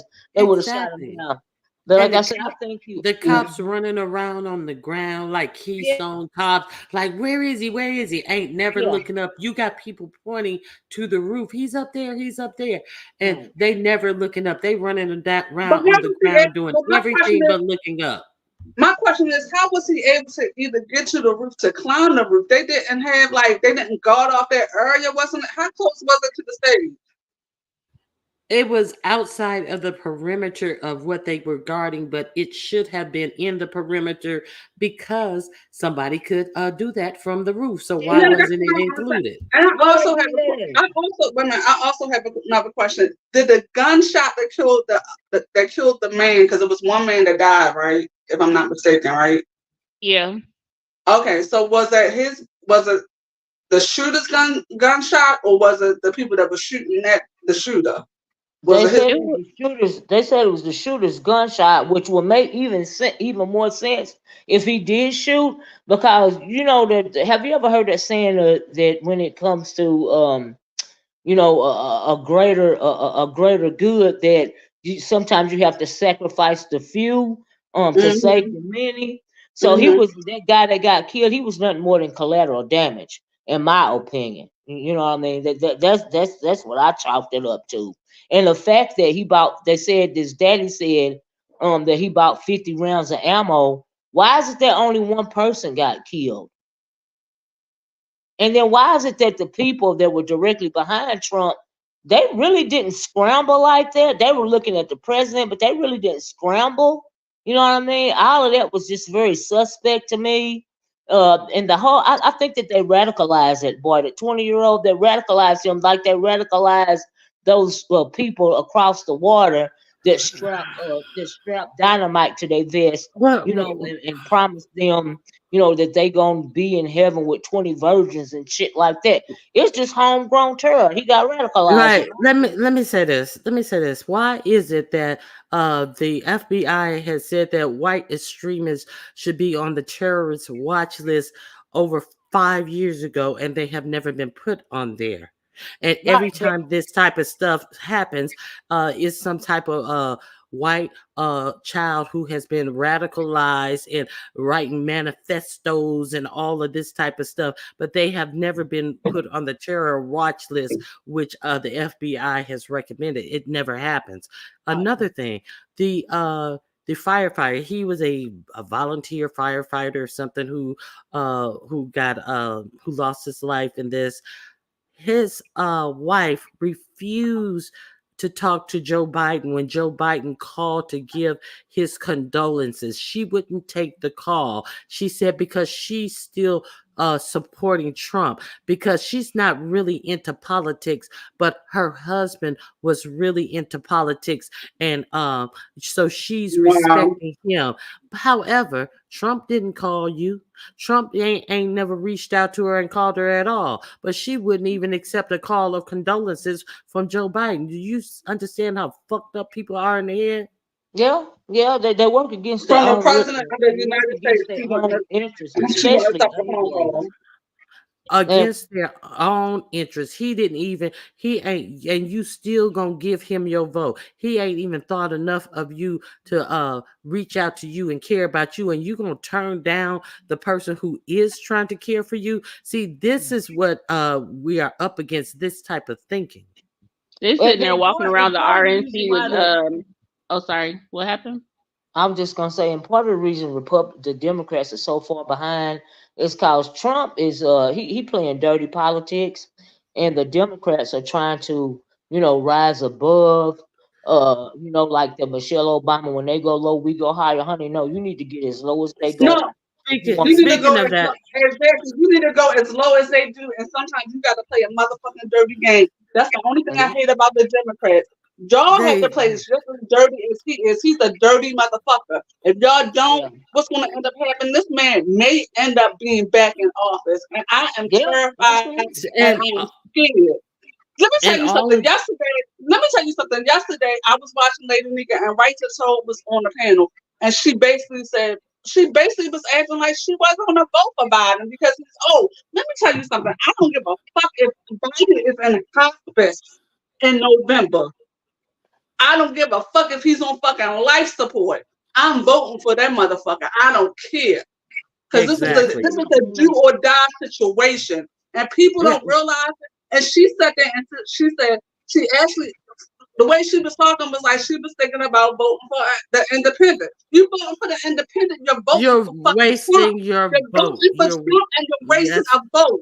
Come on, people. Why are you voting against your own agenda? You're voting against your own agenda. Did you see the phone call between RFK and Trump that quote unquote leaked onto the internet? I saw it, but I didn't listen to it. What was it? The only thing that I wanted to note from it was Trump was telling RFK how he was going to beat Biden in November and all this sort of stuff, and how nice Biden was to him and all that sort of stuff. And I'm like, RFK wasn't disputing him winning in November. RFK has no expectation of being able to win a presidential candidate. He can't have any expectation. Cornel West can't have any expectation. RFK is not even on the ballot in all 50 states. So why are you even in the fucking race to bleed votes from the Democrats at this time? They say Nancy Pelosi is still working behind the scenes trying to get Biden off the ticket. Are you fucking serious? That's what's wrong with the Democrats. See, the Republicans, they get in there and they stand together and they put whatever agenda that they have touted, and they go in and they go to work and they all vote in unison and they get it done. But the Democrats are still hemming and hawing and this and that, and when it is no time for any of this dumb stuff that they're doing. You even had Claire McCaskill come out of his obscurity to do that mess, and I'm like, nobody been thinking about you, Claire. Go and sit somewhere. Let me show you. Make it so bad when it comes to RFK. He may actually get a percentage of people older than me, their votes, because they remember the Camelot administration. But this man is talking about he got a worm in his head. So what the? I mean, like, why is anybody wasting their time with this? Let me cover this. All of this. We're going to be civil. We're going to pull our attack ads back and all of this. So let's think about this. When right-wing scum tried to kidnap Gretchen Whitmer, the Democrat governor of Michigan, Republicans made excuses. When a lunatic beat up Paul Pelosi with a hammer, they made jokes. And when Trump sent a mob to attack the Capitol, they made up lies. Don't lecture us about condemning violence. See, they want to talk about, everybody should condemn this. But I think it was 6 dudes who was going to go to the governor's mansion and kidnap this woman from behind some political stuff. Now let's see what Donald Trump said when what Nancy Pelosi said about this Donald Trump shooting. As one whose family has been the victim of political violence, I know firsthand that the political violence of any kind has no place in our society. I thank God that former President Trump is safe. See, bullshit. Okay, and as we learn more details about this horrifying incident, let us pray that all of those in attendance at the former president's rally today are unharmed. Let's hear what Donald Trump had to say about her. When her husband, Donald Jr. Posted a picture with a pair of white underwear and a hammer laying on top of it. Got my Paul Pelosi Halloween costume ready. They're making jokes because that man attacked Nancy Pelosi husband in his drawers with a hammer, and too, yeah. And so that's not my point is this is what they are putting out, but they want you to have so much reverence for the shit when it happens to them. But this is what they were doing in real time. And then here go Donald Trump. I purposely didn't comment on Nancy Pelosi's very weird story concerning her husband. Very weird story. It wasn't her story. It was the story of what happened. She wasn't even home. How is it her very weird story concerning what happened with her husband? But now I can, because she says something about me with glee, and that was really quite vicious. I saw a scared puppy, she said, as she watch me on television. So Nancy Pelosi had the audacity to say that Trump, she saw a scared puppy when she was watching Trump on television. So because she said that, she said something about me with glee that was really quite vicious. As I saw a scared puppy when I saw him on television, like millions of others that didn't see that. I wasn't scared. Nevertheless, how mean a thing to say. She is a wicked witch whose husband journey from hell starts and finishes with her. That is the sick, demented psycho who will someday live in hell. Because she said that he looked like a scared puppy. She's sick, demented, and she will live in hell. And she had a strange, and he retweeted Donald Jr. picture as well, because she said that he looked like a scared puppy. So in the first place, they should have came out, the Democrats should have came out saying, we're questioning this event. They should have came out questioning where the sharpshooters were. They should have came out saying that we believe that it may have been staged and gave evidence to that fact. But instead, you got Joe Biden trying to be sympathetic, walking back the statement that he made that Trump needs to be he's the bullseye. They need to have a bullseye on Donald Trump. He tried to walk that back. The Democrats are being so sympathetic. We're giving extra security to Trump and RFK. No. That ain't what you should. If you want to bolster your party, you would have came out questioning what went on a couple of days before the Republican National Convention. That's what you should have done. I don't know who advising these people, but they ain't doing it right. They never do it right. And I have this quote right here from Willie D. I know you like Willie D. The Democrats are too damn friendly. They are wishing Trump well and calling for peace. But when Nancy Pelosi's husband was attacked with a hammer, Republicans laughed. Biden suspended his campaign's ad to show solidarity. Who among us think Trump would have did the same for him? Nobody. Absolutely nobody. And then after that Iowa school shooting, and when he was referring to Uvalde, Trump said the people, we need to get over it. We need to get over it. We really need to get over it. Yeah, we need to get over kids getting murdered. Oh, sorry. I was just saying, because he mostly saying that you had to check the racism in that, because most of those students were Hispanic, and so that's why he was saying you need to get over the Uvalde shooting. We need to get over it. Children. Yeah, but we have to sit here and basically be in mourning because Trump got shot in his ear, allegedly. That's why I'm saying the Democrats did it wrong, being mourning for a motherfucking thing. I would have told them, look, I believe this was staged. It was a couple of days before the Republican National Convention. They doing dirty politics. The problem with the Democrats is they don't come out swinging.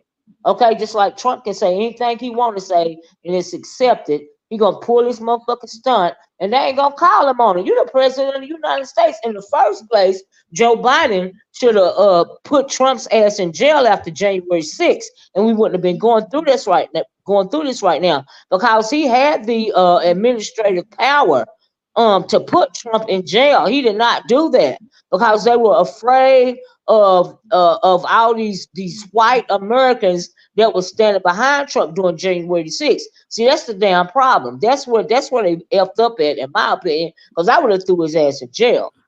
Yeah, for treason. That was treason. That was treason. That was You straight have up Biden treason. who's so cautious about overreach and stuff like that, but it's like But the Republicans these never people don't play are. fair. Yeah, The but Republicans I have never. to go. It's been Thank a you nice guys for coming conversation with up. y'all. All right, I All right, appreciate you for coming up. All right, let me yes, share. yes, Dominique. I seen that video, and I'm sure Ronnie Q seen that video of Nicole Tyler with her crazy ass off. No, I didn't watch that video because I ain't got no time to be wasting on no dumb shit. It's too much real important shit. If Yeah, but Nicole, I sent somebody sent it to me, and I seen it. I said, Lord. So who was you saying? Did you say Right to Be Told that said she might vote for Trump? Is that who you said? No, she was more got- like saying like the third party candidate, because she was basically saying, you know, I think she had issues because of Biden's age. But people keep forgetting Biden and Trump are not that far apart in age. and they also forget. Go ahead. Go ahead. Go ahead. No. So yeah, so I think she was just having a dilemma. Like, I don't, you know, basically saying she had issues. I'm paraphrasing. Probably just basically had issues with the fact that Biden is so old and he seems confused and everything like that. But my thing, and then, you know, well, what's the solution then? We don't have another person that's running. Yeah, you need to vote for the lesser evil. Do you realize if you're giving your vote to a third party, you're taking a vote away from the Democrats? If you're taking a vote against your own freedom? Yeah, so I just told, yeah, that's what someone said. So she said someone told her that, and I put in the chat, yeah, that's what you're doing exactly.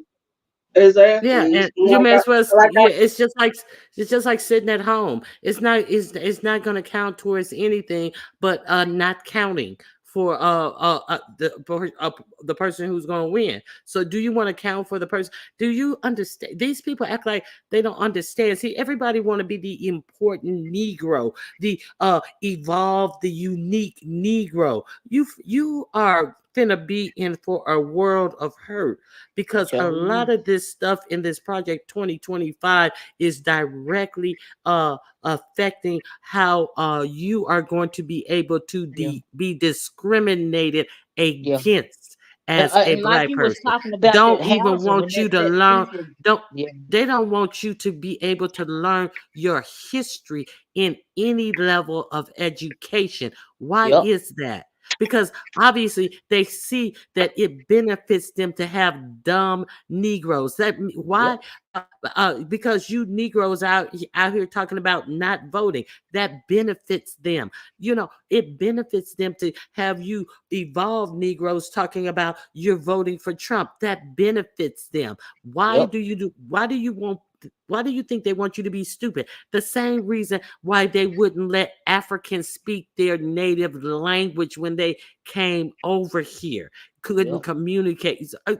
Listen, let me and my show sister you. was just talking about that when you yesterday, because you know, down south down here we have had an influx in Tennessee of Hispanic people, Mexicans, right? And so a lot of them. See, we are not California. We do not have to. We do not have to teach our people English is or Mexican or whatever is a second language. If you can't explain yourself down here, then you're gonna have to get somebody to do it for you, because we are not taking up Spanish just because you have infiltrated our areas. That is not happening down here in Tennessee in the South. Okay, so you better do the best you can. All right. And so, but we're not doing it down here. I don't know what they're doing up north. We ain't doing it down here. And I don't blame them for not doing it down here, because if you're coming down here, you ought to be able to let people know what it is that you need to do. And that no speaking no English shit ain't working down here. Okay, I'm just sorry. It's not. Because our ancestors had to learn to speak English. Okay. And we were brought over here involuntarily, as they call it, on the Statue of Liberty. And we had to learn to communicate. Okay, or die. And so, we had to put down. We couldn't even practice our religion. We couldn't practice anything, even though America was allegedly found because they wanted religious freedoms as well. Now they're turning right back around to they're going to be teaching certain religions in school and all of this type of stuff. So let's be clear. America is not about religious freedoms. America is about teaching you what religion they want you to have. Now, let me share this with you guys real quick. I'm going to put my banner up. So these are some of the ads, some of the political ads that the Republicans had start putting up. Wait a minute. Let me finish. That the people had start putting up after the Barack Obama election. Okay, go ahead and answer, troubled woman. Yeah, she said, so you saying Ronnie Biden is not racist? No, I'm not saying that. She said I don't know what that means. Biden stated that he did want black children to go to school. He didn't want black children to go to school with his children. And the 3 strikes. But no, I'm not saying he's not racist. And he did all that. In fact, but what I'm saying is when it comes to wait a minute, hold on. Country, you're gonna have to vote for the lesser evil. I'm not trying to get rid of all this stuff that he did against black peoples. I'm just saying at this point in time in this election, have you heard of Project 2025? There is so much propaganda on the news.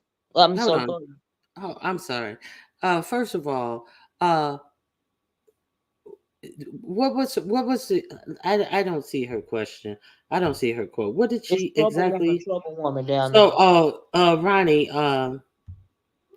Ronnie, so you saying Ronnie Biden is not racist when Biden stated that he did not want black children to go to school with his children, and the 3 strikes bill, please. He didn't do the 3 strikes bill. He actually did the crime bill. So I know that California voted on the 3 strikes bill as a state issue. Hold on. But so am I to say that he's not racist because that he said that? Yes, he was racist when he said that. But am I to just forget any policy that has benefited me and vote for something that is not going to benefit me because he didn't want his kids to go to school with black kids? It's a lot of kids who go to school with black kids whose parents don't want them to go to black kids. Now, am I going to cut off my nose to spite my face behind actual policy that is going to help me, or am I going to vote for the person who actually? What the fuck does Biden racism have to do with it when you got somebody who really want to exert their racism over you? He can have the opinion that he don't want his kids to go to school with black kids as long as he is not oppressing me as a black person. Okay, he definitely did that shit with the crime bill. Bill Clinton was complicit in that as well. Did you vote for Bill Clinton? Are you going to vote against your interest because somebody don't want their kid to go to school with your kid? Yep, that's the least. But are they enacting policy? Go to school with them these days. I don't. Are they enacting policy that's going to set you back, that's going to allow for people to come in and take your jobs, that is going to allow for you not to even learn your history? So what is the choice? Go ahead, Miss Olivia. Oh, and then I don't know what Shady Blue meant by we couldn't read book. Are you sure, Olivia? I don't understand that question. We weren't allowed. We weren't allowed. Yeah, we had, but still, even though we weren't allowed, we still were teaching our children to read. Even under the threat of, if I catch you reading, you're gonna die. But we still were educating our children, even when we weren't supposed to. And the only thing, most of the time, we had to read was their version of the Bible. But even still, we were teaching our children to read. Now, if you got caught being able to read, then you would have to suffer the consequences. But we still were teaching our children to read. So I don't understand the question. And let me just say this. And let me just say this. Look, you have to be realistic. Look, no politician is perfect. I mean, it's going to be politicians they're not going to do. You're not going to agree with everything that's on that platform. But rest assured, I know Biden wouldn't have done nothing of January the 6th like Trump did. He would never have done nothing like that. Nope. I don't understand what people are not realizing. Trump said he wanted to be a freaking dictator. He wants to get He's rid of the agenda, Constitution. exactly. He wants to get rid of the Exactly. Constitution of the United States of America. If you think it's bad for black people now, imagine what it's going to be like under Trump. We heard about 2025, Project 2025, but y'all also talked about this, what was it called, some kind of block where these people are buying up single-family homes. Who do you think that they are going to be put into these single-family homes? Black people? No. No. Now, let's talk about yeah, they are talking about taking the whole American dream away from you where you're not going to be able to buy a home. Let's talk about the 2025 project. A lot of people act like they really don't know what this is, and they're talking about, oh well, Biden didn't want this. Is how long ago Biden kids are in their goddamn 50s. What type of fucking evolving of thought of life happens over 40 or 50 years? Are you fucking talking about what Biden wanted when his kids were children, when he was in a different mindset, had different living experiences? So you are not counting in his living experiences at all? So he is the same man that he was back then. But okay, let's not count that in at all. Let's talk about his governing experiences, because you're not voting for him of how he lived his life. You're voting for him about how he governs this nation, if that is so difficult for you. So are you the same person that you were 30, 40, 50 years ago? Exactly. So should everything about you be judged by what you thought 40 years ago? Exactly. Or how you govern yourself today? Exactly. And then it was about to kill him to have to see. He done got so cocky now that he feel like he don't even need the black vote, which is he was truly, in my mind, considering Tim Scott at one point in time. But now his new vice president elect is going to be this guy that wrote a book called Hillbilly Elegy, and this guy was against Trump at first. Hold on. Yeah, yes, you are what? You same person you were 40 or 50 years ago? Is that what you're saying? Yes, I am what?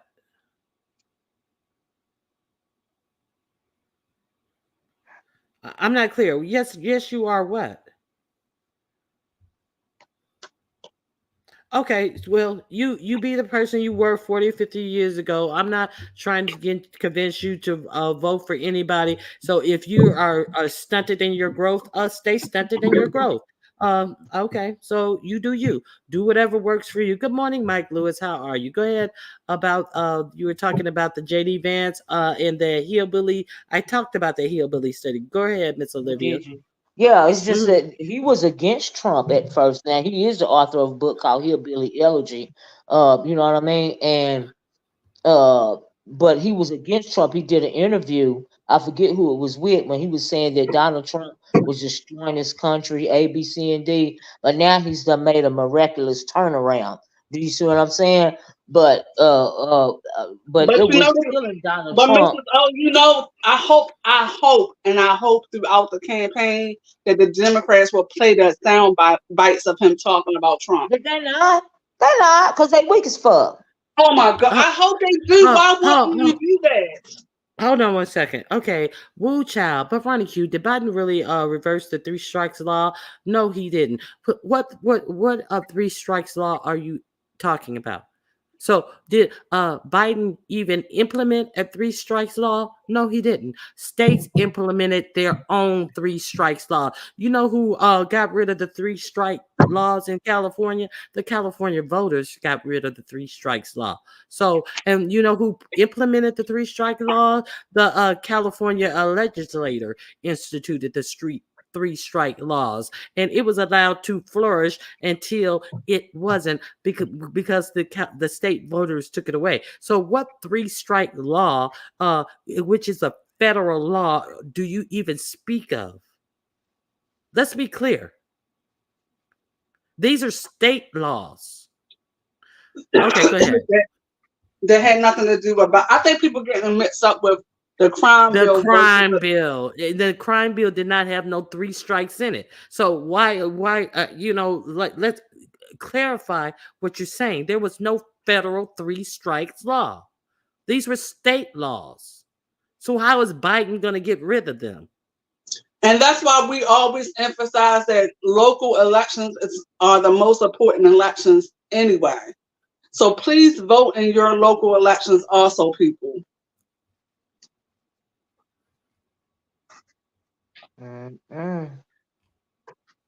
It's true. I mean, Okay, like, amen, woo child. People cannot, under Biden, has to either choose food Can I ask or... a question? Okay, hold on. No. Because they get on my nerves. No. Okay, amen, woo child. People cannot, under Biden, has to choose either between food or medicine. So we're going to ignore the fact that Biden has brought down the cost of prescription drugs and than they were under Trump, way down. And that is one of the things that this Project 2025 is guaranteing, that the cost of prescription drugs is going to go up. See, you can just say anything that you want to, but the facts are the facts, and hyperbole is just that, bullshit and hyperbole. It's just a moot point now. also. Yeah. Okay. Go ahead. Because under Donald Trump, do you realize, Trouble Woman, that he's wanting to get rid of Social Security and Medicare, which take care of older Americans that have worked all their life? And what he said in response to that is, I'm sure they can find something to do. So they're really going to have to, they're not even going to be able to choose from food or medicine. They're not going to be able to take care of themselves at all. And they put into this country for decades while working, and they just want to strip it all away. Okay, so hold on. Okay, the 94 crime bill is the bill. The 94 crime bill, the bill is still active. What about the 94 crime bill? The 94 crime bill has no 3 strikes, no federal 3 strikes. So again, how would Biden get rid of the 3 strikes? And what does the 3 strikes law and the 94 crime bill have to do with each other, since there is no 3 strikes portion in the 94 crime bill? You're not making sense. Maybe you need to go over to some of these other people's chats and have this silly conversation, but you're not making any sense here. Okay, go ahead. She said, I don't. No. I'm not looking up Biden and nobody. Everybody is. Hold on. I'm not looking up anybody. Everybody already know that they were good friends. But why are you now moving on to something else? Because that 3 strikes and Biden didn't do nothing for the 3 strikes argument isn't working for you. Can I just ask Woo Child and Trouble Woman a question? What would be your solution then? What would be your solution? Who should be president of the United States? I mean, who are they voting for? Good question. Who are y'all voting for? That's what I want to know. What are you thinking? What are your solutions then? Who are you voting for in this election? If you don't mind me asking. Right. Woo Child and Trouble Woman. Do you, Woo Child, if I could just say this, when it comes to the 94 crime bill, do you realize what that was about for real? It was about drug money, honey. Don't you realize that? It was about drug money. It was so much money going around in the United States, back then due to drugs. It had such an infusion in the economy that the government wanted to take it over. The government became the biggest dope dealers of all. Okay, did we forget the Iran? Did we forget the guns for drugs? Scandal that went on. It was all surrounding that. And even when Clinton got into office and they introduced that super predator bill, that was about drug money. So you're throwing out stuff, but you're really not doing your research. No. Regardless of how you switched it around, Black people were the most hurt by the crafted 1994 crime bill. I never said they weren't. So what you mean, regardless how I switch it around? I never said they weren't. Of course they were. They obviously were. So what does that have to do with your failed attempt to say that Biden didn't do anything to repeal the 3 strikes law that is not a federal law. See, I'm not switching a goddamn thing around. See, you are the one who are scaling all of these different walls, trying to not say, oh, my bad, I was wrong.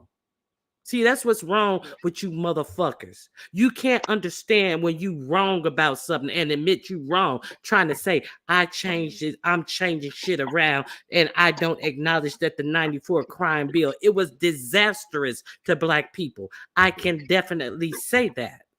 When did I say something about the motherfucking 94 crime bill was good for Black people? Any motherfucking law disproportionately impact Black people worse because Black people are systemically always targeted with different laws and stuff. So they all disproportionately impact Black people. Even innocent Black people are disproportionately fucked up by every fucking criminal law that there is. So what in the fuck is your point? Oh, Trouble Woman said that they're voting for Trump. Trouble Woman, are you MU? It's your choice. Are you MU? If not Trouble Woman, you are definitely a Trouble Woman if you're voting for Trump. So why are you okay? So hold on. Trying to dissuade they can be over here. They have they have the right to their opinion. They can definitely be over here. Babs, is that you? Yeah, I just wanted to say one thing real quick. What you don't have the right to do is try to act as if I'm running away from a goddamn thing. I said what the fuck I said. And just for you to try to sit up here and try to act like it doesn't matter because you got to admit, I never did not admit. Do you think that when you're talking about the 94 crime bill that most Black people don't think it really fucked up Black people? But that was the 94 crime bill, honey. We are in 2024. We done moved it right along. She's trying to connect it to Biden and what he didn't do in his. It right along. Biden was a vice president of Barack Obama. She's trying to connect it to what Biden didn't do as a president current day. But she can't connect it because the thing that she wants to connect that Biden didn't do is nothing that Biden could have done because it was not, because how is Biden to do something that was not in the crime bill to be undone by Biden? So it's bullshit. Go ahead, Babs. Yeah, I just wanted to say we want to reach back to 1994 for Joe Biden, right? But you don't have to go any further than a good 7 years or so to have Donald Trump sitting there saying that white nationalists were very good people. You don't have to do it dig back to 2000 to 1994 to dig back to Trump saying that the Central Park Five should have. Didn't he say we should bring back hanging or something like that for the Central Park Five? Yeah, you don't have to dig back to 94 for that. Hold on, Babs. Okay, a bunch of damn hollering and screaming. Okay, well, holler and scream your motherfucking ass the fuck up out of here. Yes, we can agree to disagree, but if what I'm saying, you see, now it's a bunch of hollering and screaming. No, it's a bunch of motherfucking dumb bitch who sat up here and tried to say something about the motherfucking crime bill had the 3 strikes in it, and then when I fucking cornered your stupid ass about it, you ain't have no answer but to keep moving the motherfucking goalposts, bitch. Get the fuck out of here now. Yeah, you can get the fuck out of here since you don't like the hollering and screaming. No, bitch, you didn't like the motherfucking facts, you fucking cunt. Go ahead, Babs. But I just wanted to also add that you don't have to dig back to 1994 for Trump saying that he wants to bring back stop and frisk, which he is saying currently for this election season cycle. That's true. That's true. But Savannah, I don't agree with what you said. No one should be bullied because their vote's different than yours. I'm not trying to bully anybody. I'm just trying to state the facts. And then this trouble woman said we got to lead the chat. No. I mean, I'm just saying you should, I'd rather a racist that show us as white robes than one and you weigh do your not own see. and look out for your own best interest instead of being radicalized. See, y'all feeding into this shit. What poor white Americans don't realize that this Project 25 is not only affecting Black people, but it's affecting everyday white people as well. But they get you, the way that they get you is they attack your privilege and your elitism when ain't nothing but an illusion anyway. So you in here fighting for Trump, but you're really fighting against your own best interests as well. And when some Black people are so ignorant that they fight against their own interests, these are the kind of things that you get, and it's unfortunate. Now that's but a you got lie. a right to vote. Hold for on, who hold you on, vote hold for. on. So hold on. Yeah, you have the right to vote for who you want to vote for, but you don't have the rights to your own facts. Obama, a stop and frisk was stopped under the Obama administration. Let's be clear. Stop and frisk was a New York City, a New York ordinance. It was not a national ordinance. See, this is the fucking shit that I'm talking about. Obama has stop and frisk too. Obama was ruled under the federal law. See, these are state laws. So you guys sitting up here trying to conflate what different states are doing and try to hold the president to these laws. These are state laws. That was Robert Bloomberg was the one who brought stop and frisk back to New York City. So what Obama got to do with that? Right. See, this is why you dumb motherfuckers who think that you only need to vote every 4 years get it fucked up. See, that's why things like that is allowed to flourish. So who you That's talking why I was saying it's important to vote in local elections, and people don't realize that. That's why I keep emphasizing it. So who the fuck do you think you talking to? You in the wrong chat for that dumb shit.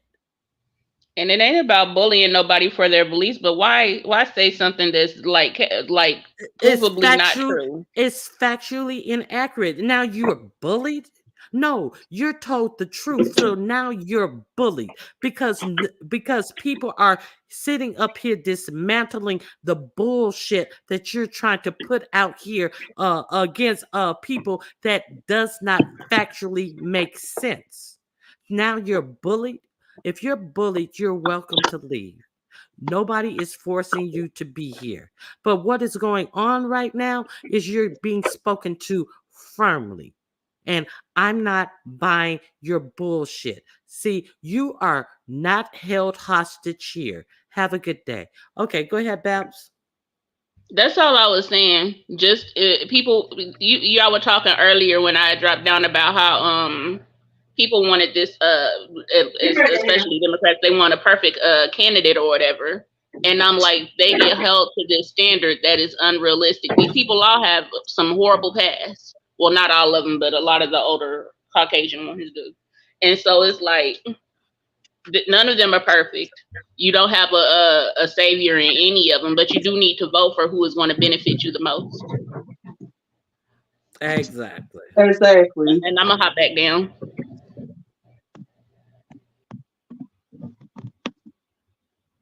Thank you for coming up. I'm sorry for jumping over you guys. No problem. You're just passionate. Yeah, it's just like, from one thing to the I can't get. Well, let me hop here. Well, let me hop there. None of it makes any sense. Okay. Olivia, you still there? I'm sorry for jumping over you so much, Olivia. Yeah, but I didn't. I'm sorry. No, it's your turn. No, I was rude. I was just like, Yeah, I didn't mean to, but that shit was yeah. I guess they say you shouldn't talk about politics and things like this. People do not want to look at Trump's full history. In the 70s, his father was found guilty on racial discrimination by HUD. Trump still believes that Central Park 5 are guilty, and they are not. And under this Project 25, they are expediting.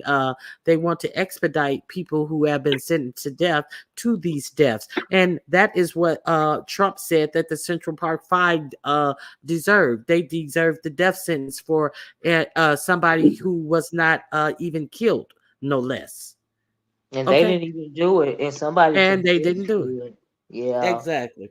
And he still does not admit that he was wrong in it when somebody else has confessed in doing it. So like Trouble Man, Trouble Woman said, they like to see their races out front. So there is your races out front. Trouble Man, Trouble Woman, Trouble Woman, Trouble Woman. So go okay. Difference of opinion is healthy. I'm voting for Trump. Okay, Savannah, God bless your heart then. Go ahead and vote for him. You go ahead and vote for him. See how that works out for you. Yeah, okay. Hey Liz, how you doing? Politics always starts he could grab pussies anytime he wants to, and Savannah, you're a woman, okay. And not only did he say he can grab pussies anytime he wants to, he has been convicted of SAing a woman. But go ahead, do your own thing, have your own experience. Vote for somebody who has been convicted 34 on 34 counts of frauding. Go ahead, 36. do your thing. 36 counts. But let me just say that had there been Obama that got convicted of 36 counts, child, they wouldn't have even thought about putting him back in office for his second term. If that was Obama, child, please.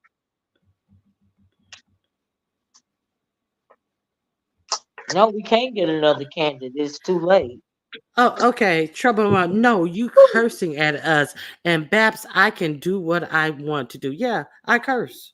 Okay, and I'm cursing at you. You ain't never heard me curse before we got on this topic. I'm Charlie, cursing. Charlie, honey, it's a little bit too late to get another candidate. Okay, we speaking reality. That's wishful thinking. No, it is. And like I said, I don't care if Biden is in hospice on life support. I'm voting for him. Okay, so let me get to what I wanted to share with you guys before things got a little touch and go. All right, let's go. Okay, let me remove my banner. So see, these are the people who these are some of the campaign ads that happened mysteriously after President Obama. And this is how this side, talk about their political discourse. I hate to say it, but I don't like either side. And you're more than welcome to your opinion. But that is okay. Because there's a lot of shit. Do you think I always say I wish they had let somebody primary Biden, but at this juncture, we have no other opportunities to vote for anybody else but him or somebody who is going to try to enact this 2025 thing. So this is how the political ads were set up. Let's look at all of their he put together. So if you're planning your next op-ed and you intend to scold both sides, if you want to both sides the coverage for violent rhetoric, think again and watch the following videos. MAGA Republicans have been producing violent ads targeting both legislation and actual Democrats for years. Let's review. Here's a MAGA Republican candidate, Eric Greitens, who ran for U.S. Senate. Here, play this clip. I'm Eric Greitens, Navy SEAL, and today we're going rhino hunting. The rhino. feeds on corruption and is marked by the stripes of cowardice. Now, be clear, rhinos, Republicans in name only. See, they are even targeting Republicans who are not on the fringe and as extreme. They are even feeding on their own. You know, Republicans like Mitt Romney, who who many of his idea was in the Affordable Care Act. When he was governor of Utah, he wanted to bring health care to Utah, and a lot of his idea was put in the Affordable Care Act, and he wouldn't even vote for the Affordable Care Act. See, they don't even like people like Mitt Romney. Okay, let's go.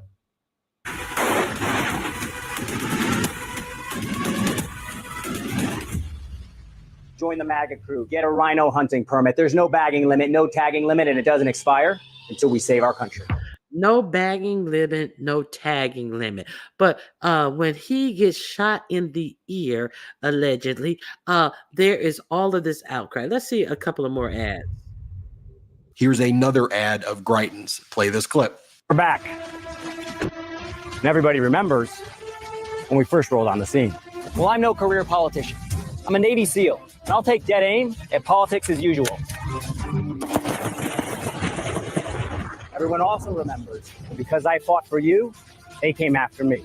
Well, we're back, wiser, stronger, still fighting, and this time with an army of patriots.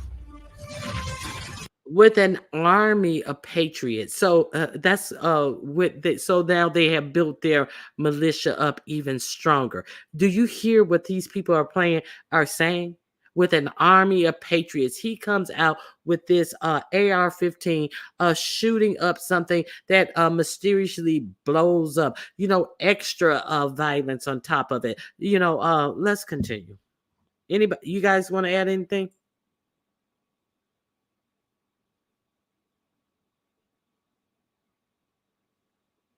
Are you guys still here? Maybe they. Oh yeah, I'm here. I was on mute. Oh, okay. But I will add about when they're talking about the no limits on bagging and tagging when it comes to hunting. They want it to be a free for all on especially hunting like bear and deer and things like that. But what you're doing is you're messing up the ecosystem. Buffalo, there's a reason why there's a limit on bagging and tagging, and there's also a limit on what size bear you can shoot, how many deer you can shoot, because you don't want to mess up the ecosystem. Okay, that's the reason. And then you're really familiar with hunting, you know, in my family. But there's a reason for those rules put in place. It's because when you have a no limit on bagging and tagging, that's just like saying you can go out and hunt any time of year. You can go out and hunt anything you want to. How many bear and deer and whatever else it is that you want to hunt. And that is messing up the ecosystem. You're going to put these birds and deers and whatever else you want to hunt back on the extinction list. So I just want to go out and kill stuff at random. Yeah, but they're not talking about actual animals. They're talking about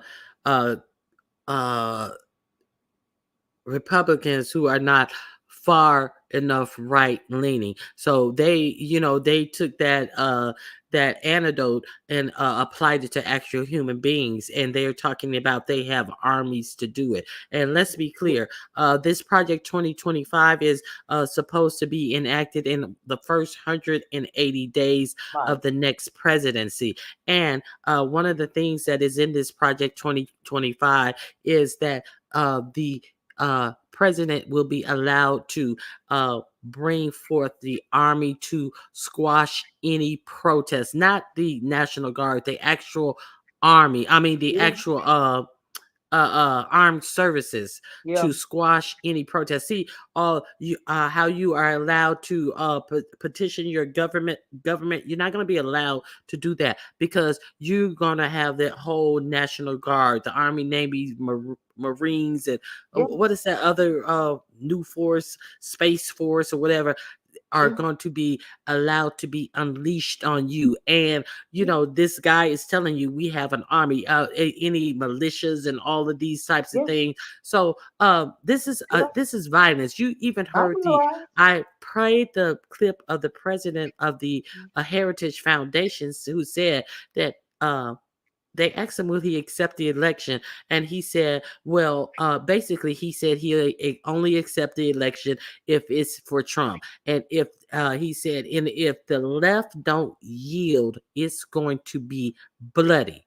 So, and they need too. And you know, they had another white supremacist march down here in Tennessee the other day. They had one in Nashville last week. They had another one the other day in one of these cities in Tennessee. So the Klan is in full effect down here, but it is going to be bloody. Because if you think that black people are just going to lay down, if you think that black people don't have firearms as well, you're just going to lay down. See, a lot of this stuff, you know, it don't hit people right away. But when you live in the South, you know what the deal is, right? But just know that it is going to be bloody, because ain't nobody going to lay down here just like that. So yeah, so I guess you will use the armed forces to try to bring people to heel, because that's what they're wanting to do. And the white supremacists are trying to join in. They having a field day with this, but not counting the fact that, do you think that black people are just going to lay down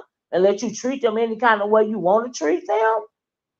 And then you got black people still, you know, they've been radicalized against their own people. See, that's nobody is talking about the real issues here. Okay, when it comes down to a race war, primarily the race war is going to be against blacks and Jews, but primarily blacks. They are talking about blowing up synagogues in the South, Jewish synagogues in the South. I mean, it's nothing but the Klan, and it's in full effect. They are indoctrinating these young white people down here. That's why the marches get bigger and bigger. People are not, black people kill me because you work against your own best interest. It don't make it. Anytime you say, well, I'm gonna vote for a third party, that's taken away from a Democrat. Okay, and it's giving a vote to the Republicans, which want to squash you even further than you're squashed right now. You're not realizing what's going on for real. Okay, while you arguing with me and on the internet, you can say whatever you want to say on the internet. I see it on a day-to-day basis. I live it. Okay, Savannah, the face of the president is a mascot. They have no power. Whatever agenda they want to push. Who is they then? Who? They have no power. Whatever agenda they want to. Well, hold on. Whatever agenda they want to push, but you just said they have no power. So who is this they agenda that they want to push? We push regardless of who's the president. So the president has no power. So all of those executive orders that Donald Trump signed into law with more than anybody else, he had no power. Some of them had to be rescinded because they were beyond what he could sign in as executive power. So are you forgetting all of those things? Huh? Are you forgetting that Donald Trump wants to get rid of the Constitution of the United States? He don't want to be a president. He want to be a dictator. Are you forgetting that? Are you forgetting all of that? Come on now. There's a difference between a president and a dictator, by the way, in case you didn't know. The commercial is an appeal to working class white men to get them fired up for the election. Okay, so let me see. He been trying to incite a race war since he got into office. Olivia, these white in Northern California share the same sentiment. Exactly. They definitely do. I'm not saying that they don't. I'm just saying that when it comes to bloodshed in the South, there is a history. Okay, there is a racism down here. It's like it's its own entity. Okay, it's different. You don't understand. It's more bloody down here. Okay, Savannah, I will agree with you. It is an agenda, and it is set by who? These wealthy people who donate to these campaigns. That's why that Citizens United, the Supreme Court. Listen, the Supreme Court and who have been shown to take gifts and have been enriched themselves by the very people who they are going to have to make rulings for, like all of them. It's just not Clarence Thomas. See, they want to keep your eye on Clarence Thomas, but all of them have enriched themselves by ruling for these billionaires and giving these billionaires these sweetheart rulings. Thus, they have passed that Citizens United, where you can flood our politics with money. So who is being heard? Millionaires and billionaires. And there is just not an American agenda. There is a world agenda. Let's be clear. There is a world agenda that is fostered by these people who actually have money. But see, when you just lay down and take it and listen. Okay. Yeah. So what are you gonna do? It's just taking it's done by this person, it's done by that person. So what you gonna do? Just lay there and take it? So you just gonna be the piece of meat in the Hunger Games and shit, or you gonna try to do the best that you can to alert some people to what's really going on, and then if enough people are asleep and nobody is, that's why they it's such an attack against woke. What's wrong with being woke? And they say woke like it is a bad thing, when woke is to be alert to what is going on around you. But they say it like it's the worst thing in the world. Why? Because they want you to sleepwalk through life and not be awoke to what's going on, awake to what is happening to you with these policies and things that are going on, as they just get some crumbs from these billionaires who are increasingly owning all our government, all our resources, and things like that. So if I can try to awaken some people, that's what I'm here trying to do today. Go ahead, Olivia. I just want to respond to this. Savannah said again, the president, something about a representative and all this and all that. Honey, Trump wants to bypass all of that. He wants to be a dictator. So I don't care what branch of House, Senate, he wants to bypass. He wants to be a ruler. Okay, he wants it to be his way or a highway. You're not understanding. You're talking of him following a process that he's never wanted to follow in the first place. Because if he respected the process when it comes to the checks and balances in this country, if he respected that, he wouldn't have committed treason on January 6th just because he had a tantrum because he wasn't reelected. He doesn't respect the process. Now, we don't all work for corporation ran by racists. That's a flat out lie. So that's a non-starter. I'm not going to even finish the rest of that, because everybody don't work for racists. Sure don't. And then everybody don't have to lay down. Let me tell you this, Ronnie Q, what they tried to do to my family's property a couple of years ago. So they wanted to take 2 acres from my family's land, right? Based under the eminent domain rule, right? And the reason why they want to take these 2 acres from us, and they have to ask when it comes to eminent domain, they make you an offer, and whether you take the offer or not, they're still going to take your land, right? So they wanted to take this land that my family has had in our family since my grandmother's mother. That's how long this land has been in our family. But they wanted to take these 2 acres of land simply to put the towers on it, like some AT&T towers or something like that. So we had to go to court to fight eminent domain, because under eminent domain, the government can take your private property. They still have to offer you something, but whether you take the offer or not, they still can take your property, okay, and turn it into a public place, right? That's eminent domain, and we had to fight that. instead of paying you for usage of your land or finding somewhere else to put that, they're gonna take your shit. They tried to. We had to go to court for that. We had to fight our city, and we had to take it all the way to Nashville. Because what you're not gonna do is take my family's generational property for some dang on towers. That's what you're not gonna do. See, it's all kind of fuckery going on, and if you just lay down and take it, they can do anything they want to do to you. That's why I said when it comes to the South, it's a different beast down here. Okay, they think they can roll up. They don't want you to. They don't want black people to have nothing. Property, a decent living wage, like not nothing. And at the end of the day, all they want to do is kill you anyway. But we had to fight these people to keep 2 acres of land, but we kept our land. Eminent domain or not, it's still our land, and the only way we got to be able to keep it is because some law that was enacted in the 50s. After they enacted all these laws after the Red Summer, where black people were forced to leave their land. You got 24 hours to leave your land, or we gonna kill you. All that black-owned land that was confiscated, all that generational wealth that was taken away from black families under the Red Summer. Let's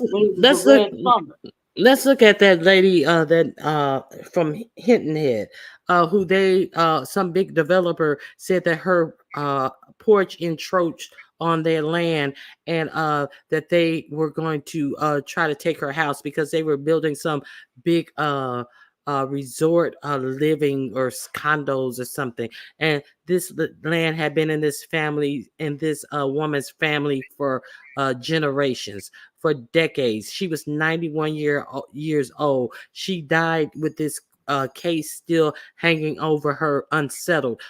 Different people heard about it and gave her money. Different celebrities, and I'm not just saying the celebrity part, because you usually do not hear celebrities pitch in and help in. It's usually the everyday man, but a whole lot of celebrities gave her money, and regular people. I'm not saying that they're more important, but I'm saying the regular people were the one who got this story out here and gave her money to fight this case.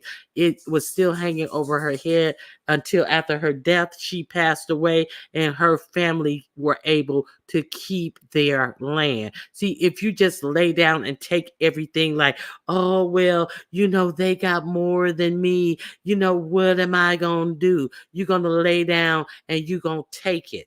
So you're on a, what did she say? Rachel said, I'm glad you won, Olivia. My family did not. Now you are on a YouTube platform which controls what you can and cannot say. No, it doesn't control what I can say. It does control some things that I cannot say. But you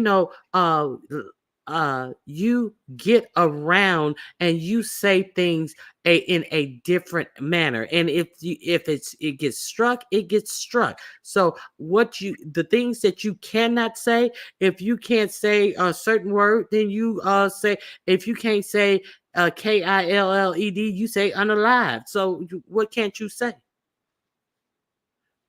And it is a private company. You're right. So what? I don't get your point. See, is that the answer to everybody work for a racist company? I don't work for YouTube. I don't get your point.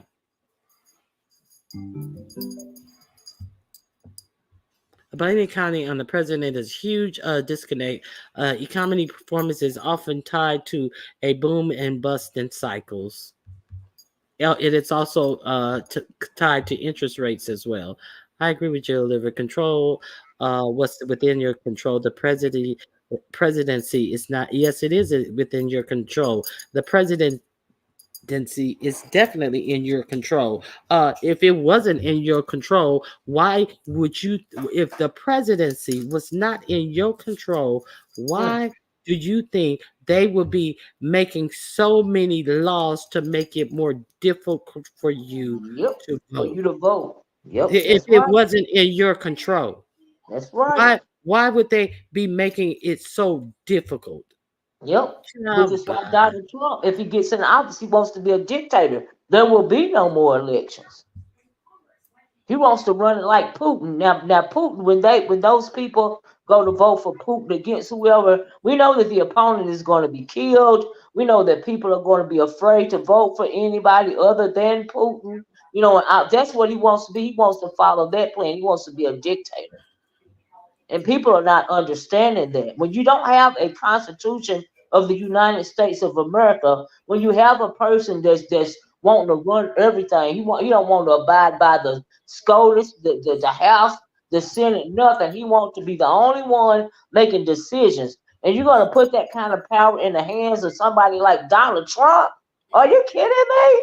That is the end of the United States of America as we know it. Think about it. It's going to hurt everybody, not only black people, white people too. Everybody. Do you realize that I believe that this plan has been in effect ever since they elected Obama? Because if you can remember when Obama was elected, number one, that they came out, that they got the white folks revved up saying, well, Obama is the first black president. That's a damn lie. He is not even ADOS. He is not descended from slavery. His mama is white and his daddy is African. He is not descended from slavery. Just like Kamala Harris is not descended from slavery. But they revved up the white folks talking about he the first black president. This plan has been in effect this right here. This is some grand scheme that they done had for decades, probably, right? So after Obama did his 2 terms, it's been chaos ever since then. Obama even tried to warn us about the goddamn the what do you call it? The 19. He even tried to warn us about that. Did y'all see that movie that him and his wife produced on Netflix? That's a warning as well. Nobody's taking heed to nothing. The Democrats are doing the wrong thing because they are not fighting back.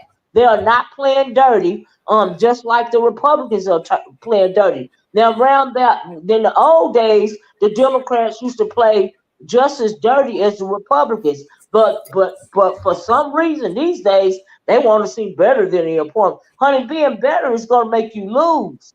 You're not getting down in the dirt, and that's the wrong thing to do, in my opinion. I'm just saying. Yeah, I agree. I agree with a lot of that. Okay, let me see something. Okay, now this comment that I have up here.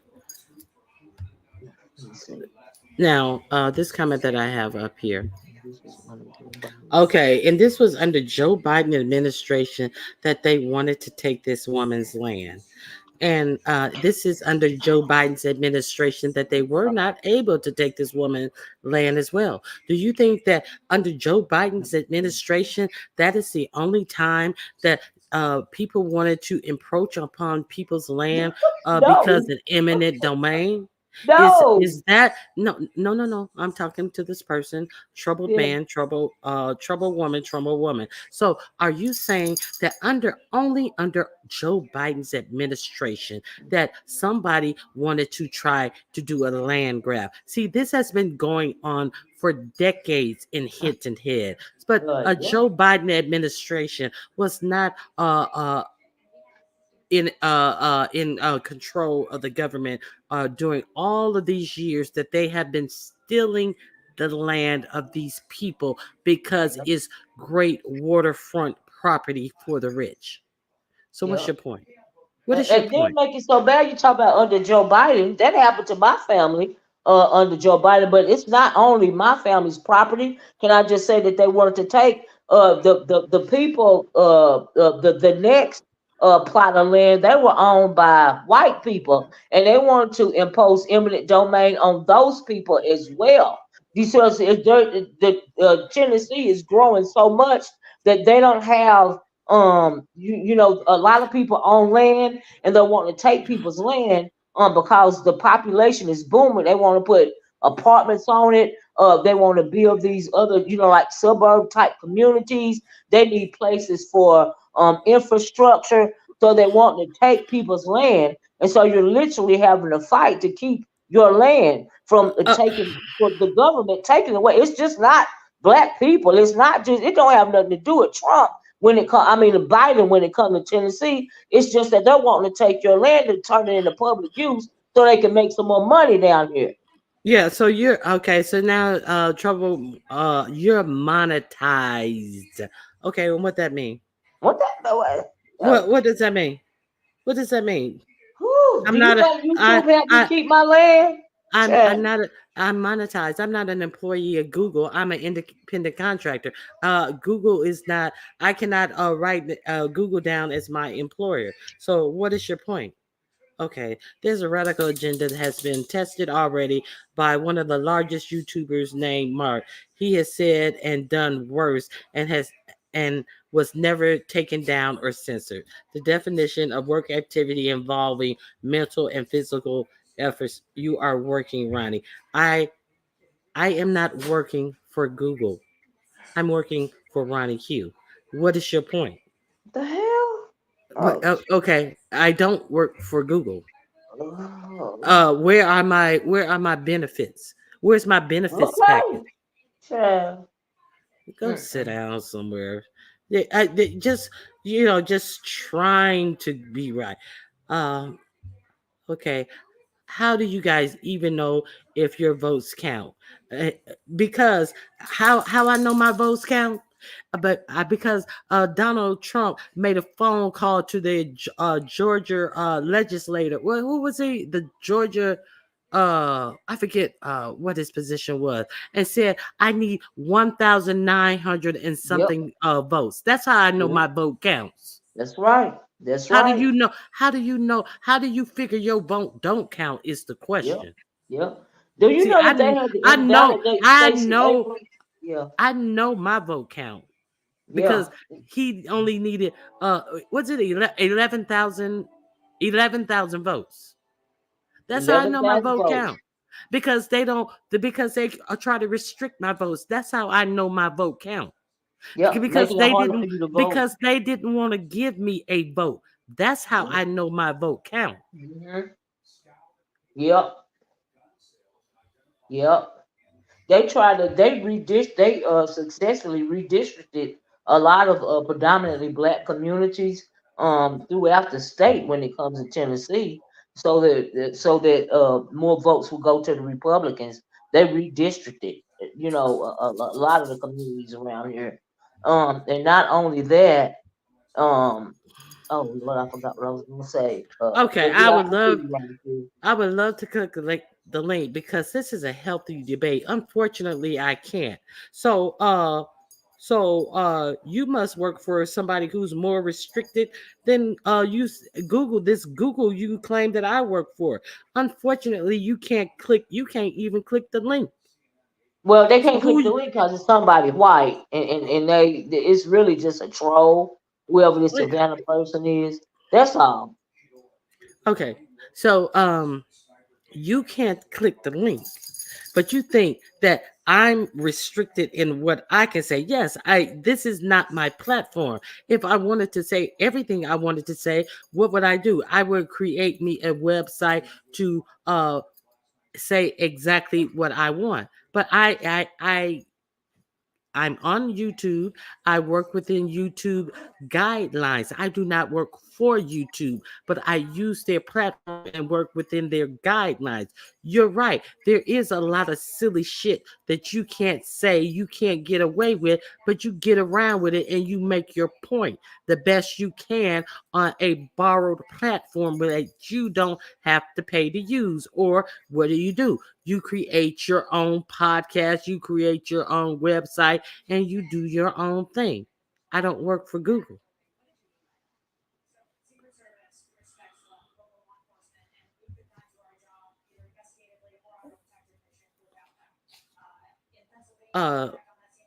That is what Illuminati is, world order, the new world order. I think you're talking about. I don't know if you can. I guess some people call it the Illuminati, but some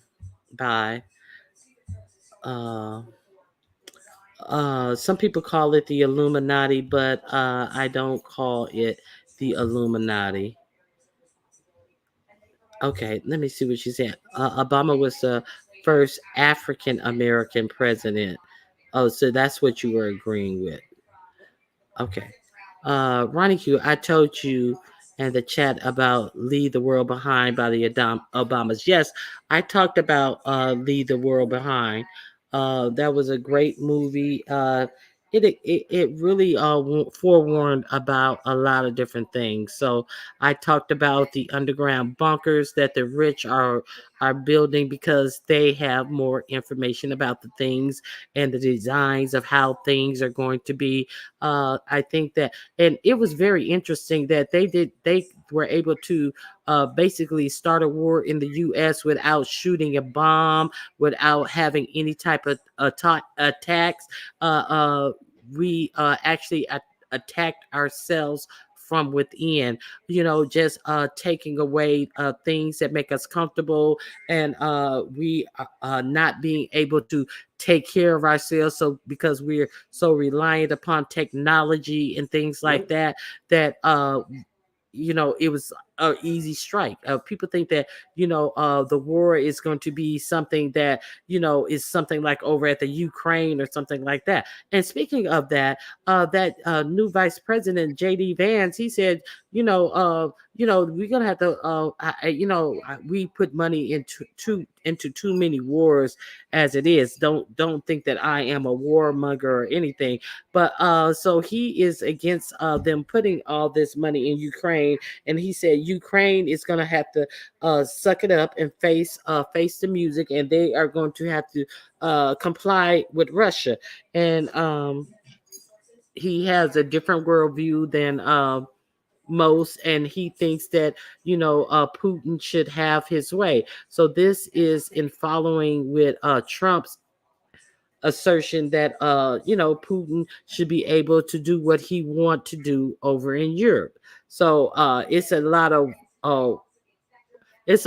things that are changing in the world with their candidacy. I'll put it that way. Well, people are geopolitically ignorant in the first place. If you know anything about Russia, you know that the Russians really really only want to fight amongst themselves.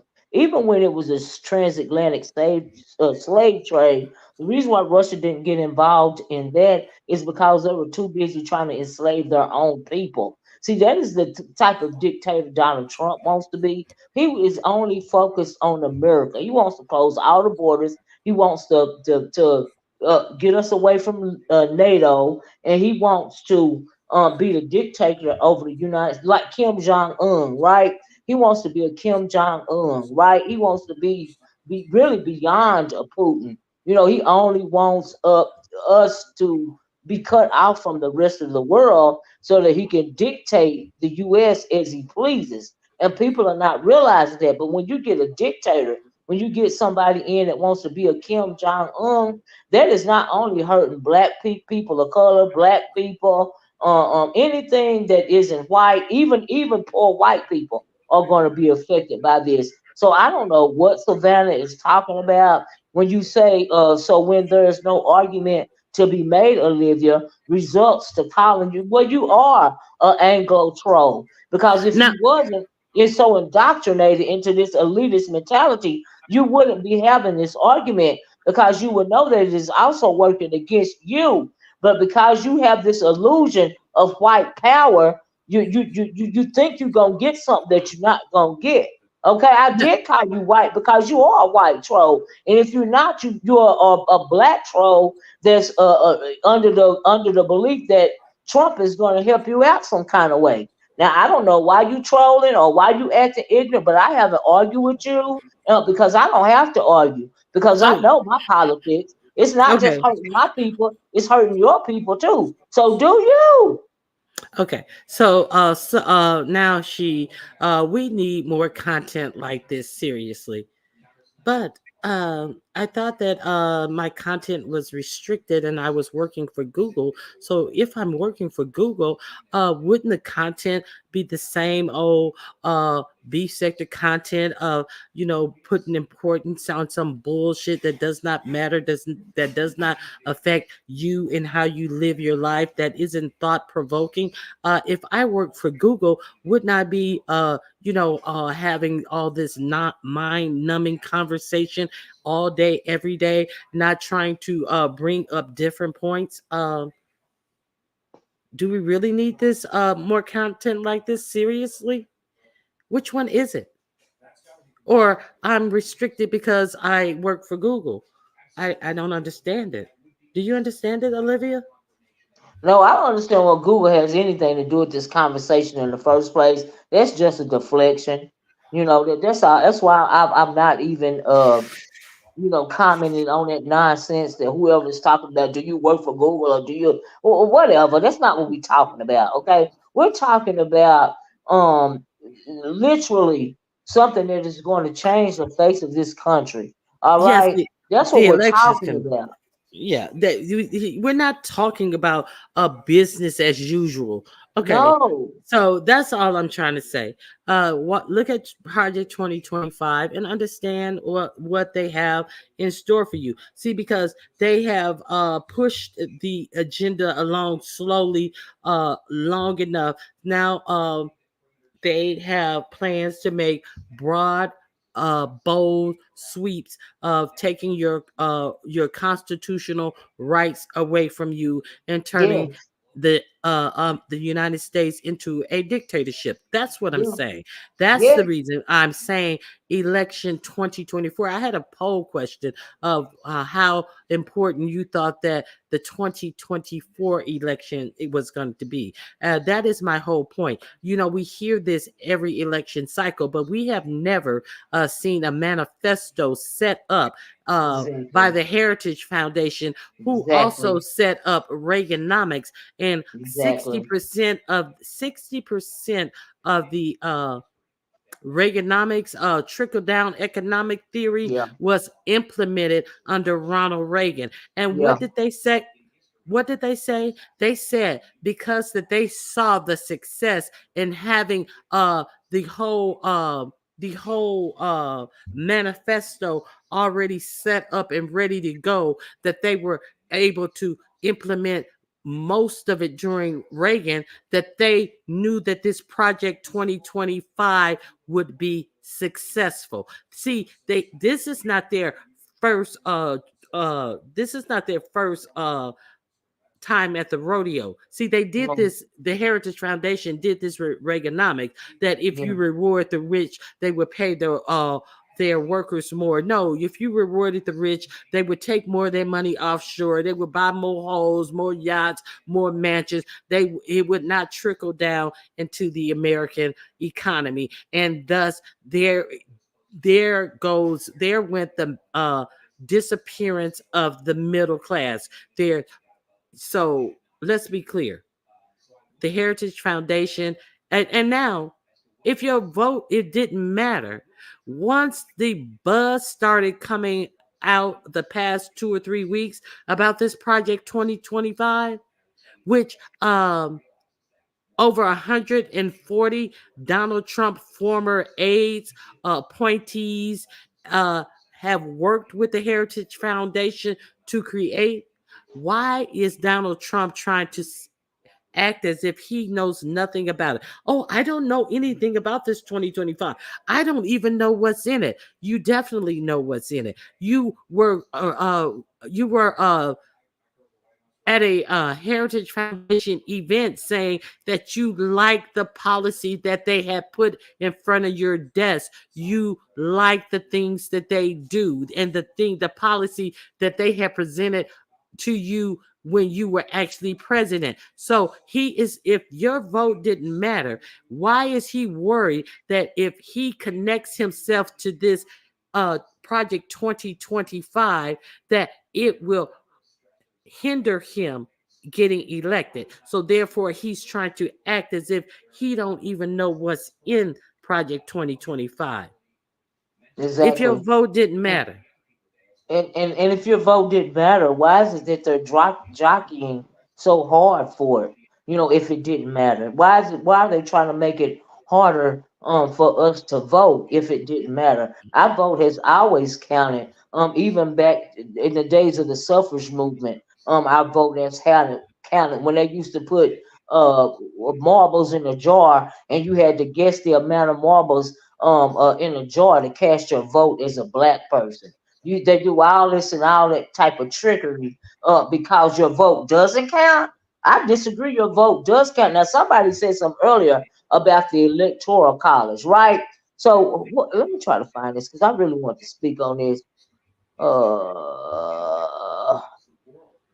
Who said that? Yeah, she said. Charlie said, can I ask, because you all are educated, does anyone know who holds the power to choose the electoral college? Well, there are 200 something people, 200 something politicians that get to vote in the electoral college. That's how Hillary Clinton got passed over. They took away Hillary Clinton's term, even though she won the popular vote via that electoral college, and gave her term to Donald Trump. So that's who holds the elect. There are a little bit over 200 people. No, what they're asking, no, she's asking who gets to choose these people who are actually the voters in the electoral college. Well, it's a constituency. It's Democrats and Republican, but what it is a hierarchy of white male patriarchy, pretty much. These are the electoral. These are the people over the electoral college.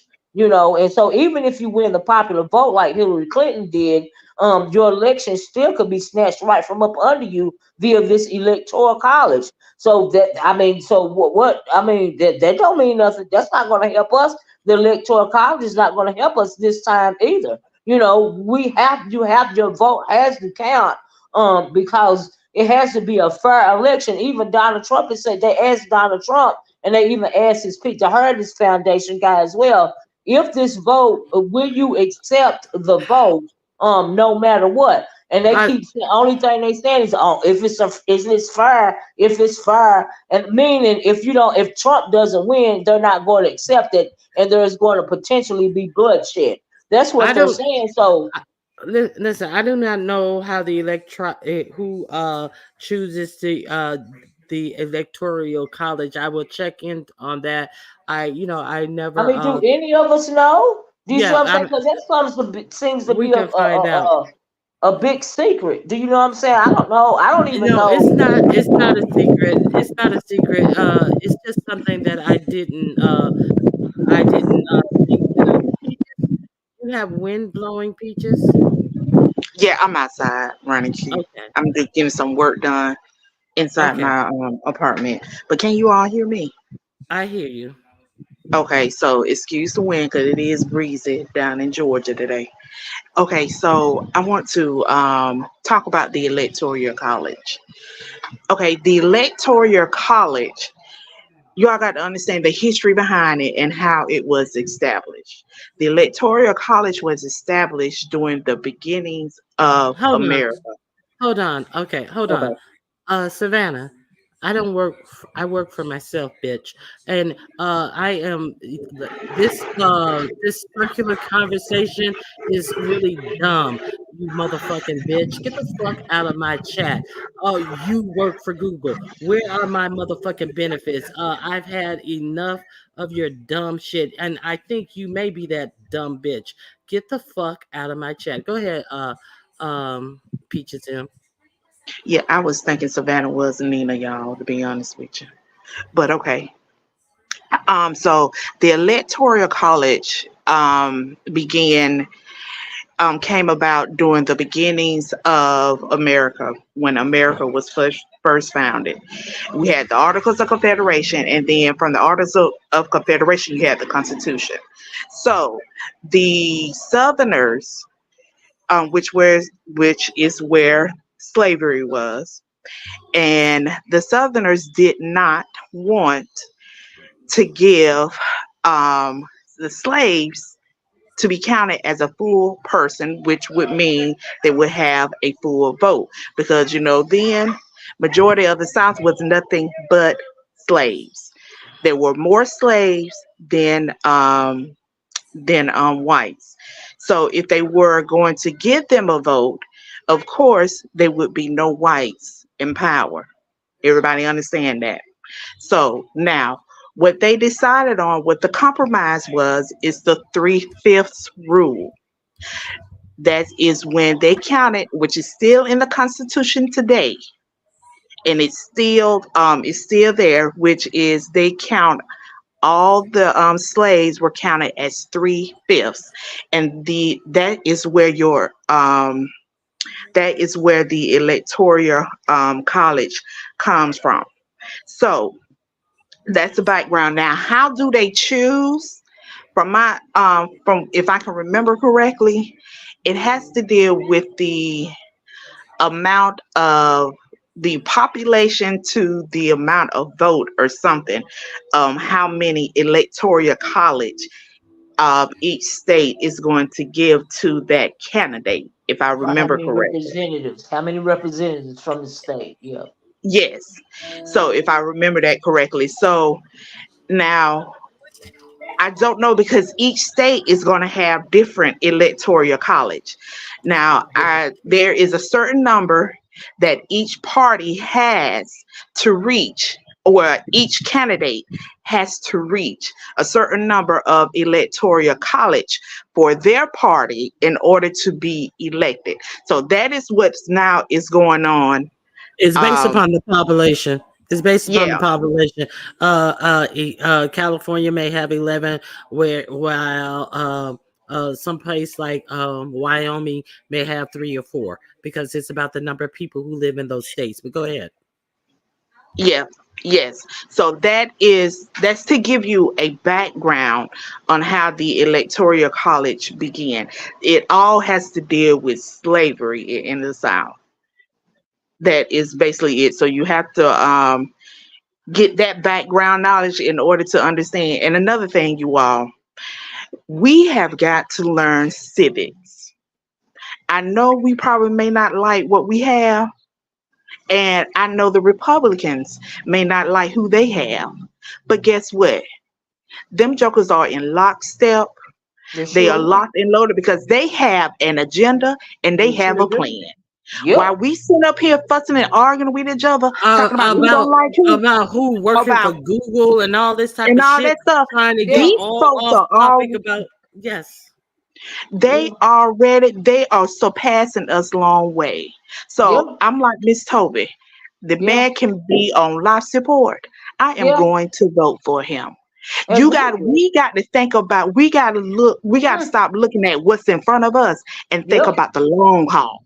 Yeah. Because what them folks are telling us Negroes, the man had already told you that that Hispanics are taking black jobs. What you think the Hispanics are doing? They're the ones out there working in the field and doing service job. He already telling you that's your job. That's what you should be doing. And if he's elected, if he see you should be doing, he does not see you doing jobs as engineer, as doctors, or anything. This is somebody he see you as a servant and a field worker. That's right. That's right. And your capability. So, okay, go ahead. So we need to start thinking about long term and start thinking about what's in front of us. We need to do, I'm sorry, y'all, but we need to start be critical thinkers in this. Because they are the ones. My God. They are the ones that are thinking a long head, because they can put anybody in front of you, 50 Cent. They can put Amber Rose in front of you, thinking, that joker, that Negro is going to vote because he got for them. You heard what he said. You heard what he said in that barbershop, and they listening to Trump. Well, I got a mugshot now. I think the mugshot really did it when he's talking to black voters who he's trying to woo. He said, well, and that's I all got he a thinks mug. of you. Hold on. I got a mugshot too. What product did he put? What product did he put out? Those gaudy gold gym shoes to woo the black voters. This is what he think you are. But Yep. if your vote didn't count, why he trying to get it? He trying to get it too via that means, because this is what he think of you, but he's still trying to get, siphon off your vote because your vote matters. Go ahead. Because some of us gonna sign our death warrants and don't even Oh know my it. God. Can you please say that again? Oh my God. Some of us gonna sign our death warrants Oh my and God. won't That's even the know it truth. because we are too ignorant Yeah. to think about the long haul. Oh my This God. country was founded on democracy, and Trump done already told you that he is not going to be for democracy. Thank And you. he has the people behind him to do Yep. it. Yep. Sure does. Sure does. Thank you for saying that, because it's the truth. And that's what I don't understand, why black people, see, the reason why we are always behind is because these people, they think decades and decades in advance. Okay, we only and part of it is because we have so much coming at us at one time. But the most harmful thing that we do to ourselves is we tend to try to cape for other races and ethnicities of people before we start caping for ourselves. Do you Okay, see let what me- I'm saying? So Yeah. when it comes to some black people, do you think even in the sector they think I'm crazy, or they think it's a drag or a roast because I say I'm black first? Because I say I'm black first, it don't mean I'm anti anybody. It's just like if I was a white, I would be white first. Okay, these people are, like you said, they are in lockstep. Whether they get along with each other or not, if they think it's gonna benefit them, they're gonna follow it. Okay, but here we are trying to get over there in their camp when they don't want us in their camp anyway. Okay, when we need to be empowering our own camp. You got somebody they call the kingmaker, Clyburn, up there in Washington. Do you think he politic for anything that's gonna really affect or better the lives of black people? No, No. he doesn't. We have an entire black caucus in Washington. It ain't nothing but a figurehead. They don't politic for nothing that's going to advance us. Do you see how they shut up what's her name? They put Nancy Pelosi in front of her. They shut her up. Lord, I can't think of her name. They used to call her Auntie.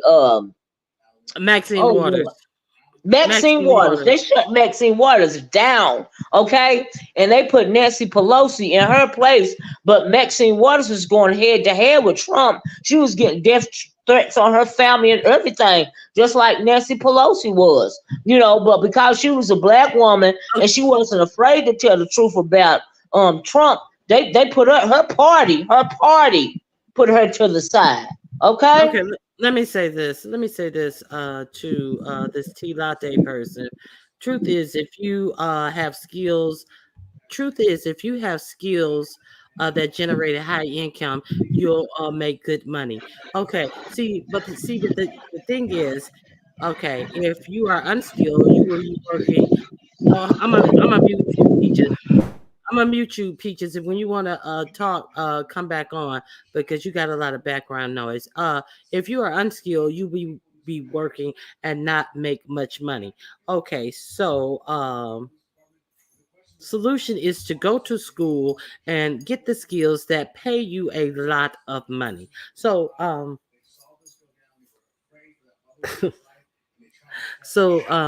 how everybody is not made for school. So a second thing is this country was built by slaves, unskilled labor. They didn't go to school, they weren't educated, but they built all of Washington DC, all the monuments and all of these things. But they were unskilled labor. They died poor. So it is not. You have people who come over to this country who have absolutely nothing, don't even speak the language, but because some of you don't want to go out and do your own lawn. You're walk in dirt lawns and all of this type of stuff because you don't want to do lawn work. What do you have? You have a generation of people who came over here who have amassed big money, big industry. That ain't no motherfucking skill. That's cutting the goddamn grass. And who are working for most of these government facilities because they are willing to cut grass? Who have these big lawn care, landscaping businesses that are doing corporate business and things? What the fuck are you talking about? You can't make no money unless you skilled. That's some bullshit. Hold on, was unskilled. It was unskilled labor that created the cotton gin. It was unskilled labor that made Ford the Ford car company what it is today. It is unskilled labor that really had the patent. Couldn't get a patent for the light bulb. It was unskilled labor, like you said, that built this country. It was unskilled labor that had these inventions. It was hold on 1 second. Yeah, it was unskilled labor that separated plasma from blood. That was unskilled labor. That wasn't a motherfucking doctor. So unskilled labor is not a good argument. In other words, do you see what I'm saying? So many patents were stolen from black people. It's just ridiculous and disgusting. And we know this, but they want to attribute it to themselves when they took the ideas from the black people, because the black people weren't gonna get no patent on it. Even when it comes to down there in Tennessee, a whiskey, that recipe was created by a black man, and this white man's family has garnered millions and millions of generational wealth off of this black man's recipe. Okay, so that was unskilled labor as well. So I really don't see your argument there when it comes to what unskilled labor that made that fucking bitch Paula Deen a multimillionaire and her brothers and sisters when she was stealing motherfucking recipes from black people. What the fuck are you talking about? Go ahead, Justnet. Exactly. Okay. Okay. Y'all can hear me? Yes. I'm sorry. I gotta have my dogs in here. Let me go in another room because they are barking. They're doing it line. What I was saying is how they feel about us and with the black jobs and stuff like that. Look at what we do and let represent us in the forefront. We got somebody out here called Sexy Red teaching our young girls this and that. The young boys out here in Chicago, Jacksonville, California, all over the world, killing each other by stuff that they say on the doggone internet. Just killing each other. You know what I'm saying? So they look at us as a people that just don't have no morals, don't have anything, you know, because these are the things that we let represent us. So when they had Amber Rose, which is not black on there, they thought they was doing something. And wasn't she just doing a slut shaming, no slut shaming? You know what I'm saying? This is what they think we are. This is what we have been brought down to, you know.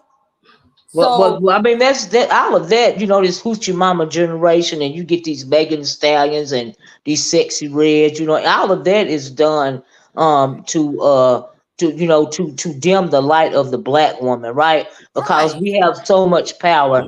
Let her finish, Olivia. Let her finish, Olivia. But my whole thing is that is how not just us in the United States, other countries are looking at the black people as what they put out as our representative.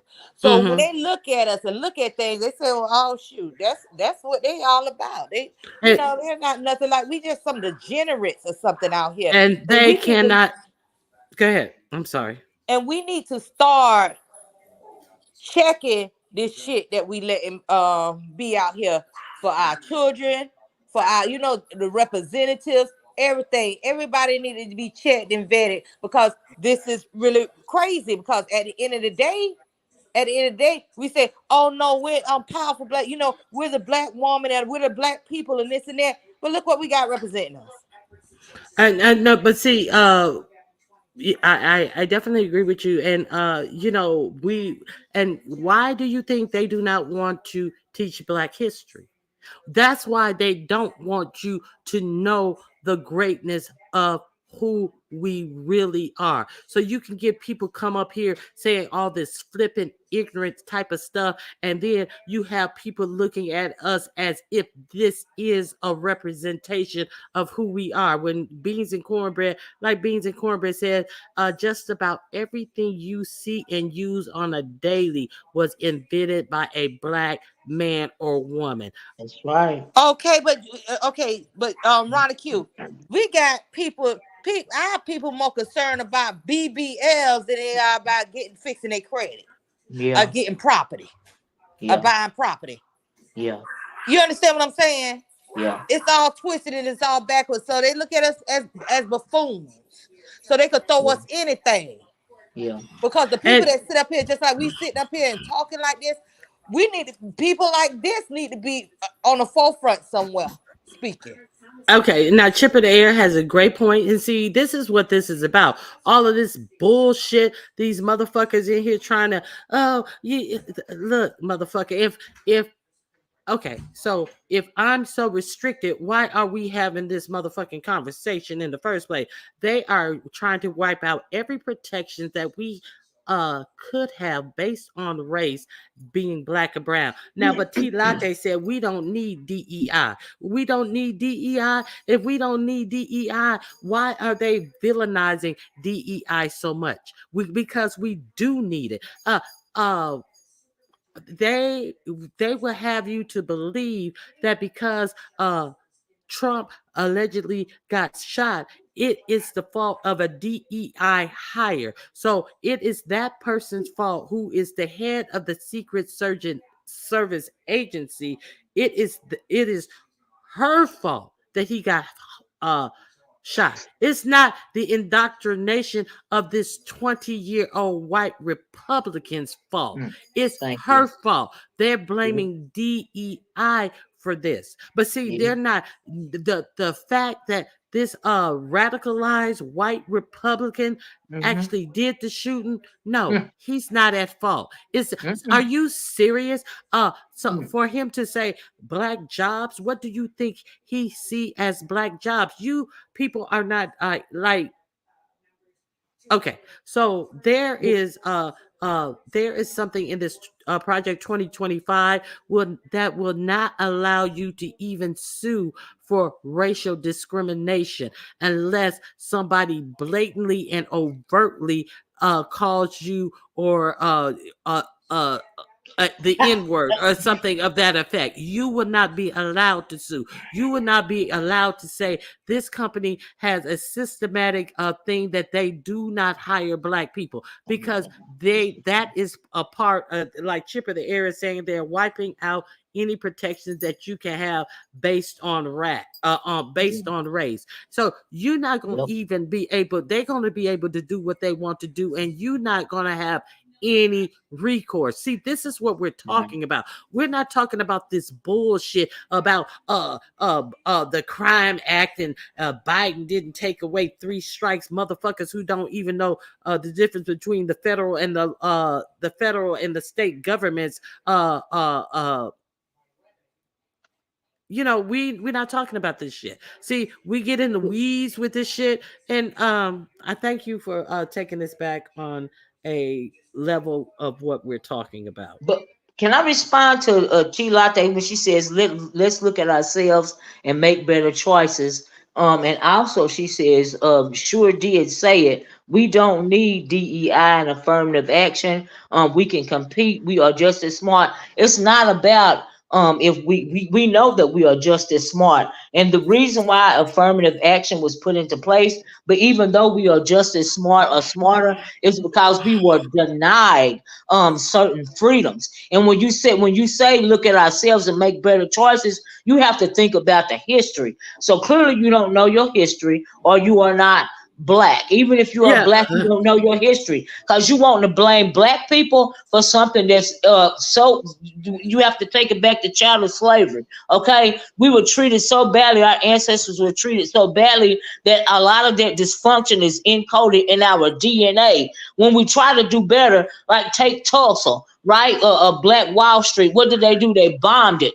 People have got people everything. Every time they make it so hard for a black person to own a home, own your own business. People get beat down when you say we can compete. We can compete. We're not allowed to compete because of the system of white supremacy, racism. Yeah, so you have listen. to put in other factors. You just can't say that. I'm Yeah. sorry, Ronnie Q, but you just can't say that. No, wait a minute. Okay, you sure did say it. We don't need DEI and affirmative action. We can compete. We are just as smart. Okay, so we're just as smart, but where are we gonna show this smartness? Where are we gonna be competitive at? So I am of the belief that affirmative action, not affirmative action within itself. I am a belief that Yeah, it's not an even playing field. No, it's not an even playing field. Affirmative action is not even for black people, it's for white women. No, hold on. That's not what I'm saying. No, that's what I'm saying. I'm saying segregation. I am of the belief that segregation did a disservice to us in many ways. Desegregation, Desegregation did a disservice to us in a lot of different ways because we stopped putting money in our own communities. We stopped investing in ourselves. So I will agree to that. I don't think that it's unfortunate that that we did stop investing in ourselves. I definitely believe that. So our money used to circulate among ourselves. You look at other ethnicity of people, they spend their money with each other. We don't do that. We want to go out and show other people like, oh, I can do this too. I got this. You look at people who just waste money. You look at multimillionaires, either sports figures, entertainers, or whatever. And then when their little time is up in the limelight, they don't have a pot to piss in or a window to throw it out because they don't know anything about investing, how to spend their money. They don't even own a home. They're setting up renting and leasing these mansions to show off and to floss for, and they don't even have anything because they have not learned to be economically solid. Is what I'm saying. Like just Net was saying, they don't know how to buy a house. They just know how to flash shit. They think that flashing shit means something. So I'm definitely on key with that. It's the truth. It's the truth. It's the truth. They just worried about keeping up with the Joneses. They worried about that. Black folks got a problem with shiny objects. I always have. I even back to the time of our ancestors, pre-slavery, got a problem with shiny objects. I always want to invite everybody in. I always want to be amongst everybody else. We could don't you know that? We should have been advocating for separate but equal. But the reason why we couldn't even be separate but equal, that would have put us on a different type of competitive structure, but we would be circulating our own monies in our own community. They will come in and destroy that too. Do you realize that these people have to encroach upon you? Anything that you're doing, even if you're trying to keep to yourself, they still got to be involved in it. They can't leave you alone. That's why even separate but equal wouldn't work in this country. Okay, we couldn't even do that. And that goes back. You don't even know your what is going on historically. If you think anything like separate but equal would even work for us. You don't, and they don't want you to know anything that goes. And they don't want you to know. And these young people don't know. Why you think they got black kids? Hold on. Let me finish my thought. They don't want you to know their history.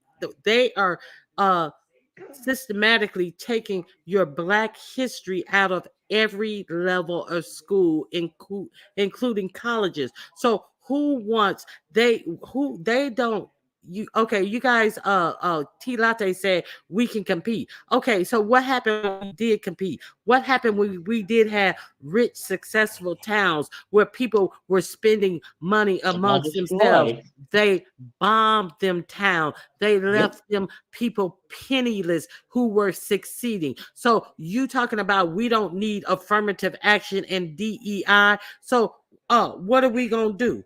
What we gonna do? Sit up here and rub sticks together and shit like that? And the time that we start pulling our resources together and supporting each other, we have seen what happened. But see, they're trying to even erase that out of the history books to make it seem like what? That, oh, well, they don't need that. They ain't doing shit with what they got right now. They ain't gonna never be nothing. But we have been something. And anytime that we are something and we do concentrate ourselves on each other, that has happened. That is our history. So they're not per se giving us something. What they doing is they are giving us what they taken away, and we still got to work twice as hard for it. And we still have to be overeducated. We still have to work for supervisors who don't have as much education as we have. Okay, anything else? Yeah, not only they take it away, they leave us desolate with nothing. They took it away. They took the homes. These people didn't even have houses to go back to. Didn't have clothes, money, absolutely nothing. And that was okay. And then when you say not only working twice as hard as somebody coming in, no, they'll have a child come in and they want you to train them because they know the ins and outs, but they'll still want you to train them, to put them ahead of you. Put them ahead of you. I'm the one training them. I'm the one that's qualified. Then I should have the goddamn job. Exactly. Right. Or if they didn't bury them underwater, they buried them under fire. They burned them down or they drowned them down. And people act like, oh, well, we don't need anything because we're working on a fair playing field. Where are we working on a fair playing field? They got the youth. They got the youth so discombobulated because they don't even understand where we came from, what we doing, what had to be done to even get to the spot that they at. And then now all of a sudden they here after blood, sweat, and tears and don't really want to do nothing with it. You understand what I'm saying? That they don't really want to do nothing with it. It's just like, are y'all really retarded? It's no. I at the end of the day, that's why I say I don't trust none of it. I don't think when it comes down to our people, we at the bottom of the barrel. Anywhere across the world, if it's a ghetto somewhere, it's black people in it. I mean, all over the world. If it's a ghetto, that's where the blacks at. Okay? We haven't arrived. We still striving. We still need to be pushing and fighting. But we settling for crumbs and crumpets. Okay, Jonathan, okay, let's give them a little stimulus. And that was enough. Oh, you got your stimulus check? That's a stimulus. Give them a little crumbs. A little nothing, crumbs. From the table, just nothing. And that's okay. And we got to stop settling for that.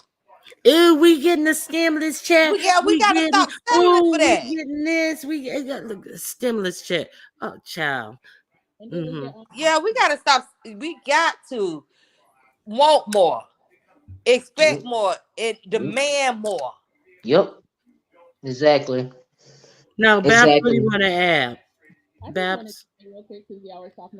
We can barely hear you. Speak up a little bit, please. Can y'all hear me now? Keep talking. Let me see. Yeah, can you hear me now? Barely. Can you speak up? Or is your hand over the mic? No, my hand isn't over it. Let me come back down and come back up real quick. Olivia, you wanted to add something? Yeah, I just wanted to say I don't understand why it's so hard for black people to be for themselves. Whether you are, and I'm not saying that you have to bunch up and only be, with your own people. It's just that it seems like some black people are trying so hard to assimilate into a people that don't care nothing about them. To you really hurt yourself. You really don't even represent yourself.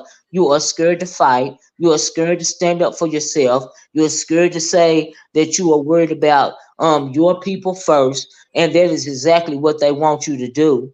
And that's unfortunate. I seen the other day. Well, I seen a whole lot of black women jockeying for a white woman, you won't forgive each other, but you gonna nigga splain away for somebody else. That is simply a microcosm of what's going on with black people, a whole lot of black people, not only in this country, but all over the globe, all over the diaspora. Especially make it so bad, especially on the continent of Africa. You have many countries, not all, but many countries in Africa that would rather take the side of, like, say, a South African or a French or English person before they take the sides of their own tribesmen. And you got that, it happens all over. But it's unfortunate, but it is what it is.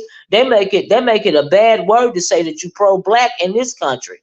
Okay, you some kind of they want you to be some kind of black extremist and put you on the FBI list that you believe in black power, but they believe in white power. White power is not a problem, but black power is a problem. So you really got to think about that. You know what else too? If they really wanted to do something about it, also with that white and black and all that extremist stuff, listen, they don't have no problem with these black boys giving them RICO charges. Why haven't the KKK had RICO charges? Why haven't the, you know what I'm saying, the Aryan Nation had RICO charges? Why haven't all of these other groups had RICO charges? But they'll throw some RICO charges on our black And have you noticed that they have never been really talking about the FBI, but our white, what they call our black extremist organizations, we're on the FBI watch list. But like the KKK and, like you said, the skinheads and all of them, they are not on the watch list. They are never watched, okay, because they are doing what they are supposed to do, okay. They using that, but they American rights, honey. Yeah. Constitution. Yeah. And why haven't that been changed in the Constitution that we 3/5 of a person? Yeah, because we are still considered that, under the Constitution, and we are even less than that when it comes to white supremacy, racism. Absolutely. So at the end of the day, it's just a lot of work that needs to be done. I'm not like the person that's like, oh no, I don't like white people. No. But it's not about that. We got work to do with ourselves. It's not like we got some in-house work to do. Right.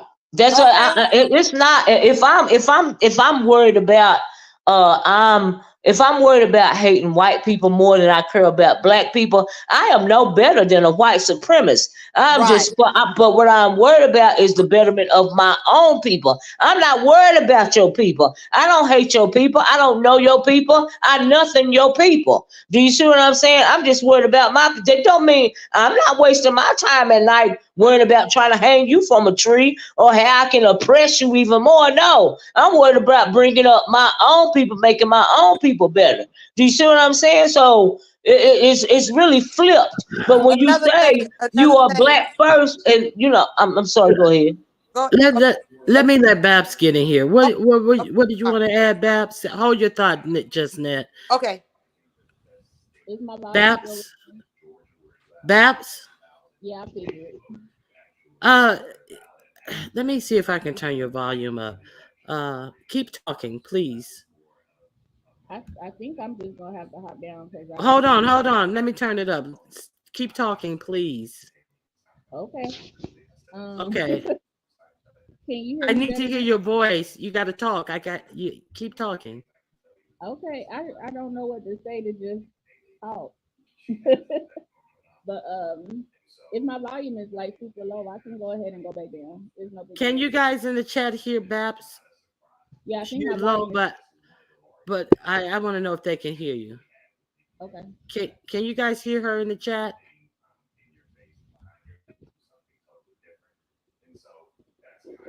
They're not answering. Okay, go ahead, Babs. Go on and say what you're gonna say. Yeah, I have nothing super important to add. I was just saying, y'all were talking about the cities that basically got destroyed when we were supposed to, when there was still segregation going on, as it was during Jim Crow times and stuff, right? And I was just Right. gonna say, with Overtown in Miami, before it was Overtown, it was Colored Town, and Colored Town was like a really prosperous area for Black people in Miami. Like it was the most prosperous area for Black people in Miami. Then they built a highway through it, and then it became, right? Then they turned around in the 2000s, 2010s, and tried to gentrify the area. So they took away the prosperity from it. Then they went ahead and basically made those people poor by intention. And then they took away the area that they had to live. That's all I was saying. Well, building the stadium there, right? No, they just rebuilt a bunch of houses that priced them out. And Oh, okay. A different area in Miami. Okay, so let me say this. Somebody had said something about somebody said something earlier about, oh God, I can't remember the statement. Okay, but this person who says hold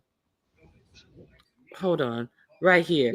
How can you expect? No, we can't hear you, Babs. You may need to drop down, Babs, because I can barely hear you. Because I don't want to just sit there and have y'all straining y'all ears. Okay, thank you for coming up, Babs. I appreciate it.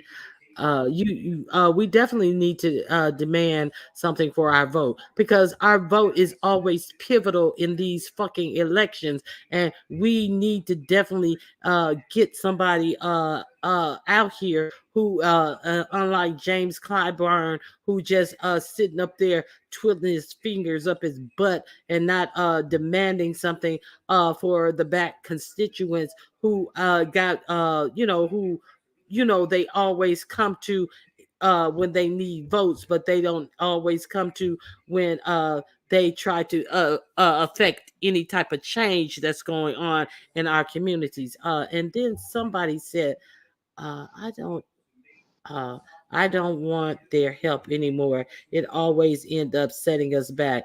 We do better on our own. Okay, I can get that. But somebody said something about the first Black millionaire. Okay, a Black woman was the first woman millionaire in this country without their help. Well, exactly how were they going to help her in the first place? She was making Black hair care products. What help could they have given her? She started making these hair care products in her kitchen. She was an entrepreneur that in an area that was not service, and she made money. That's how a lot of entrepreneurs become successful. She was an innovator in her field. So at the time, who was going to help her? Who helped her was she got women who came to her house, learned how to do her products, work her Marcel irons, and then they went door to door selling these products like Avon. I mean, it was no big feat in doing what she did, other than she had the idea and she built upon her idea. It was no outside people that could really help her do the things that she did. So there's that. Look, could I just say thanks for having me, Ronnie Q? I'm gonna get down, but I really enjoyed this platform. Thank you. Talk to you Okay, later. and one more Bye. thing. Taking textbooks and books away is an easy way of erasing our existence and our accomplishments, which will leave our children feeling worthless. It's penitentiary mind control, break you down to get information. I agree with that. See, this thing about taking our history away, of educating us on exactly. See, they don't want us to know our greatness. Do you But understand? that's why you have to take it into your own hands to educate your children. Okay, it don't matter if they take the text. If you want to teach your black girls and boys about our history, you're gonna have to do it yourself. So it shouldn't be left out on the public school system or even a private school system, because to the victor goes the spoils. They're not going to teach you what you need to know about your black history anyway. So some of that we got to take upon ourselves. Nobody passes down stories anymore. So much has gone by the wayside. And if you're leaving your history up to somebody else to teach it to your children, and then of course your children are going to be ignorant. They're not going to know anything about their history because you're leaving it to these other folks to teach it to them. So, yeah, that's Okay, now my opinion. thank you. Okay, thank you All for right. coming up, Olivia. I appreciate it. Okay. Now, All right. Bye-bye. I just Googled Mary Ellen Pleasant. She was an American entrepreneur, financier, real estate magnate, and an abolitionist. She was arguably the first self-made millionaire of African American heritage, preceding Madam C.J. Walker by decades. She identified herself as a capitalist by profession. In 1890 United States citizens, her aim was to earn as much money as she was able to help as many people as she could. With her riches, she was able to provide transportation, housing, and food for survival. She trained people with how to stay safe, succeed, carry themselves, and more. The one woman social agency served African Americans before and during the Civil War, as well as meeting a different set of needs after emancipation. Okay, so she worked on the Underground Railroad and expanded it westward during the California Gold Rush era. I never heard of her. Thank you for introducing me to Mary Ellen Pleasant. See, I have always been told that the first woman millionaire was black millionaire was Madam C.J. Walker. Just that? Yes. Hello? Yeah. Okay, I don't know. I'm in the background and I'm up here. I don't know what's going on. So, anyways, when you get a phone call, it mess you up. Mm-hmm. But what I wanted to say too, now these old hicks and hillbillies don't even know that Trump is not for them. No. It done became more of a class issue, your status, a class issue than it is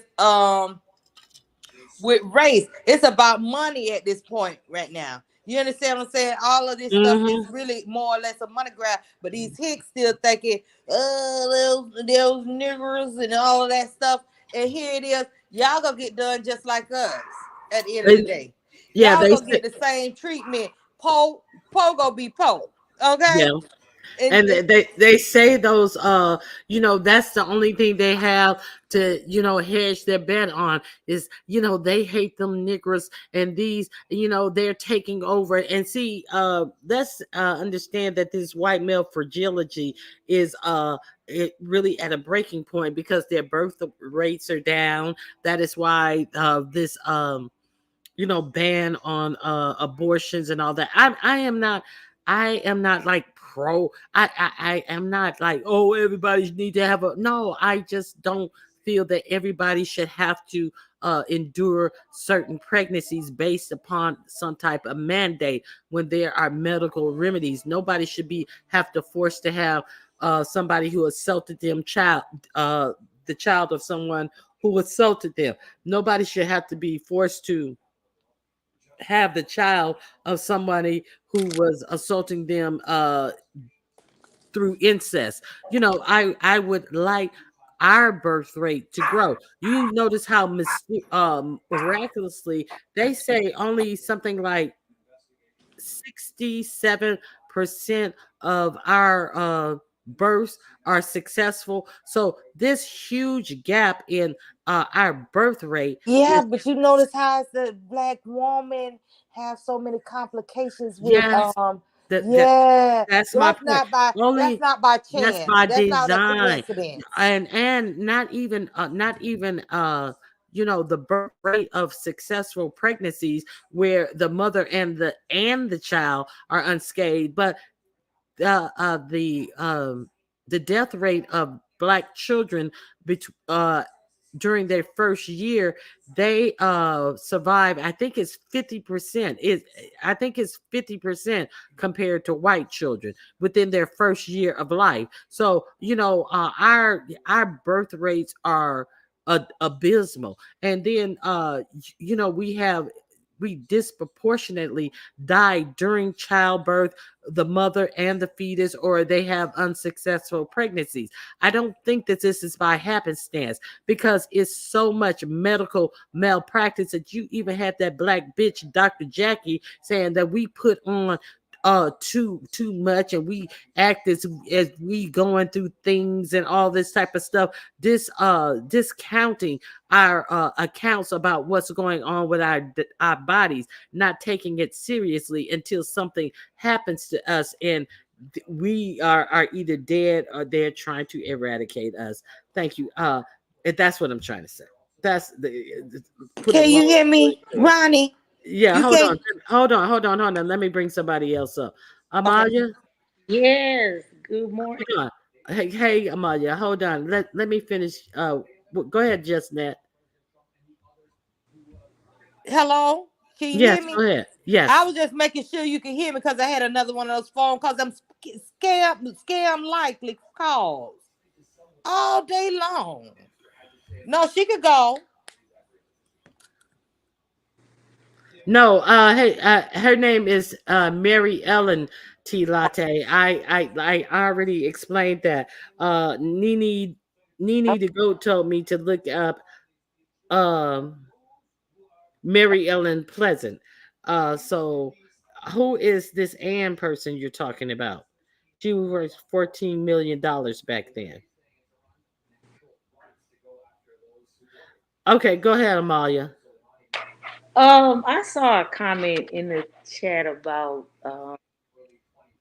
just about everything you see and touch was invented by a Black man or a Black woman.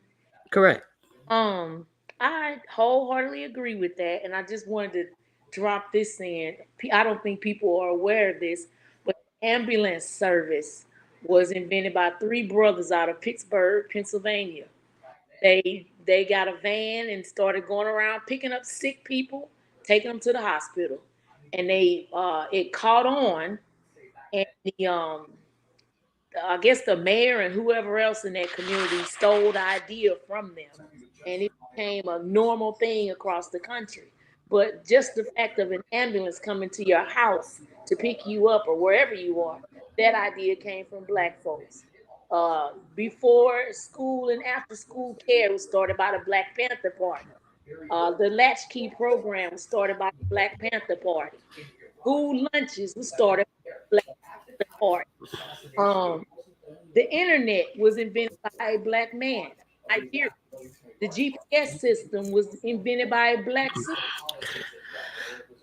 And not only that, see some things. A 14-year-old black child. I highlighted him. He invented a surgical instrument that will stitch people up who had children who had cesarean section more tightly and produce less bleeding and things like that.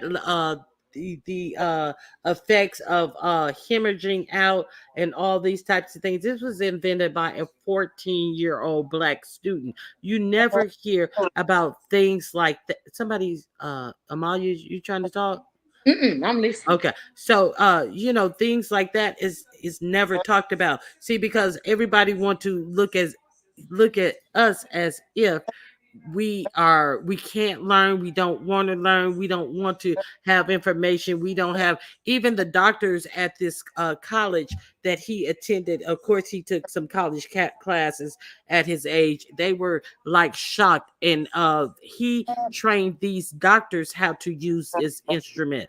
So let's be clear, it's some still great inventors out here, just like the inventors of old. They are not getting the shine. A lot of black inventors, the guy who invented the elevator, the automatic door for the elevator, he died penniless. The guy who invented the what was it for the local, for the system that oiled the wheels of the railroad trains and stuff, so people didn't have to physically climb in there, and many people were unalive during climbing in there to oil the wheels of the locomotive train.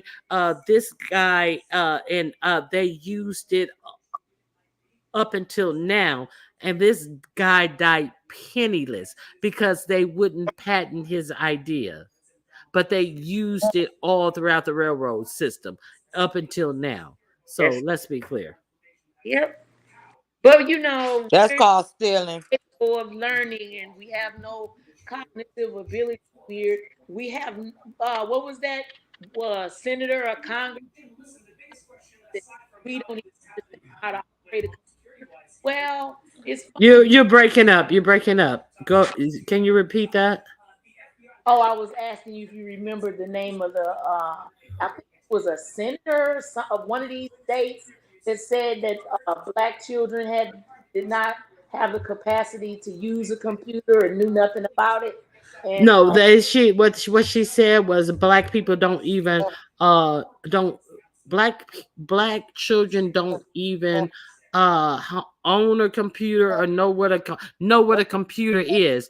And when the simple fact that if you have a cell phone, you basically have an absolute computer. So she was saying, in the essence, why it would be a waste of money to put computers in a school, because black kids, these kids didn't even know what computers were.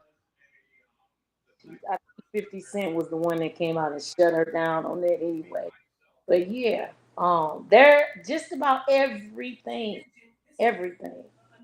was invented by a black person. So that's all I wanted to say. I'm gonna drop down. Yeah, everything from the ironing board, the refrigerator, the clothes dryer, the automatic washer, all of these things. What? The thing that puts your shoes together was invented by a black man. Oh, okay. Home security system was invented by a black woman.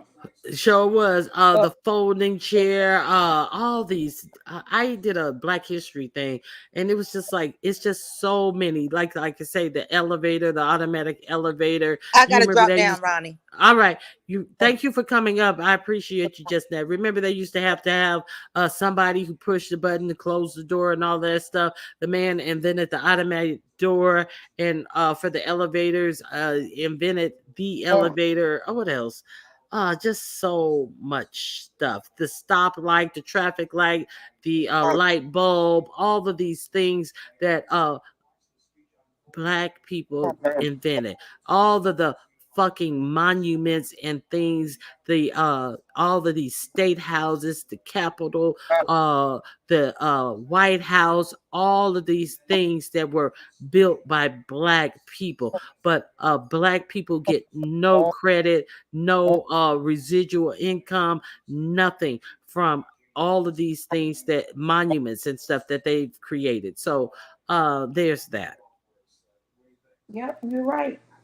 Let me drop this one in there too. How about something I do every day? Open heart surgery, blood transfusion. Yeah, I talked about that. The blood transfusion, the splitting the plasma. Like, come on. The kidney transplants. The separation of Siamese twins. That process was perfected. It was actually carried out and perfected by a goofball that was a part of it. I don't know. No, I'm not. I'm going to disagree with that because they said that it was perfected by Ben Carson, but they are really sketchy about the outcome of those twins after he separated them. I know he went through it was a big thing, big to do, but I have the outcome of the twins wasn't really well. Well, I don't know. I just hope that we will take a stand, and if nothing else, teach our children these things in our homes and not rely on the school system to do so, because left to them, they want us dumb, penniless, and they want us to be working class bunch of zombies. They don't want us out here doing anything productive whatsoever. They would rather have more sexy reds running around. Exactly.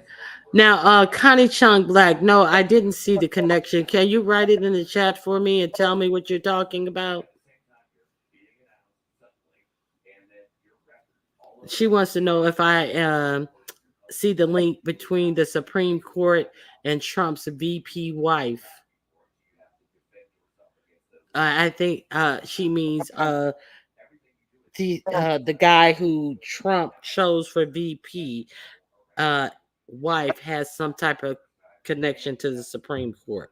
The wife used to clerk for Kavanaugh and Roberts. Yep, that's why I say this election is bigger than Trump and Biden.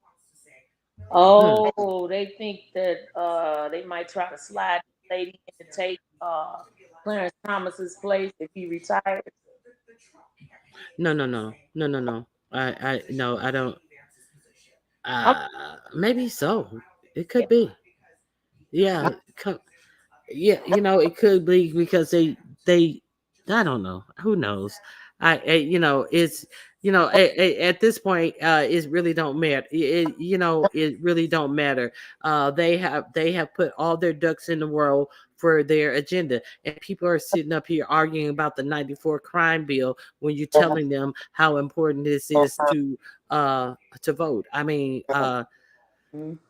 let's be real. It's like kind of exhausting and at this point, but I'm just telling people they better vote their interest, and just like the what is her name, the judge who dropped the case, hold on, let me mute you. You're I keep getting feedback. Like the judge who dropped the case, Eileen Cannon, who dropped the case in Florida about the documents case where he was refused to hand over documents that he had taken from the White House, lied and said he had turned all the documents in, and then they found out he had more documents. Now, this judge who's overseeing this case, Eileen Cannon, she is actually a Trump appointee who has very little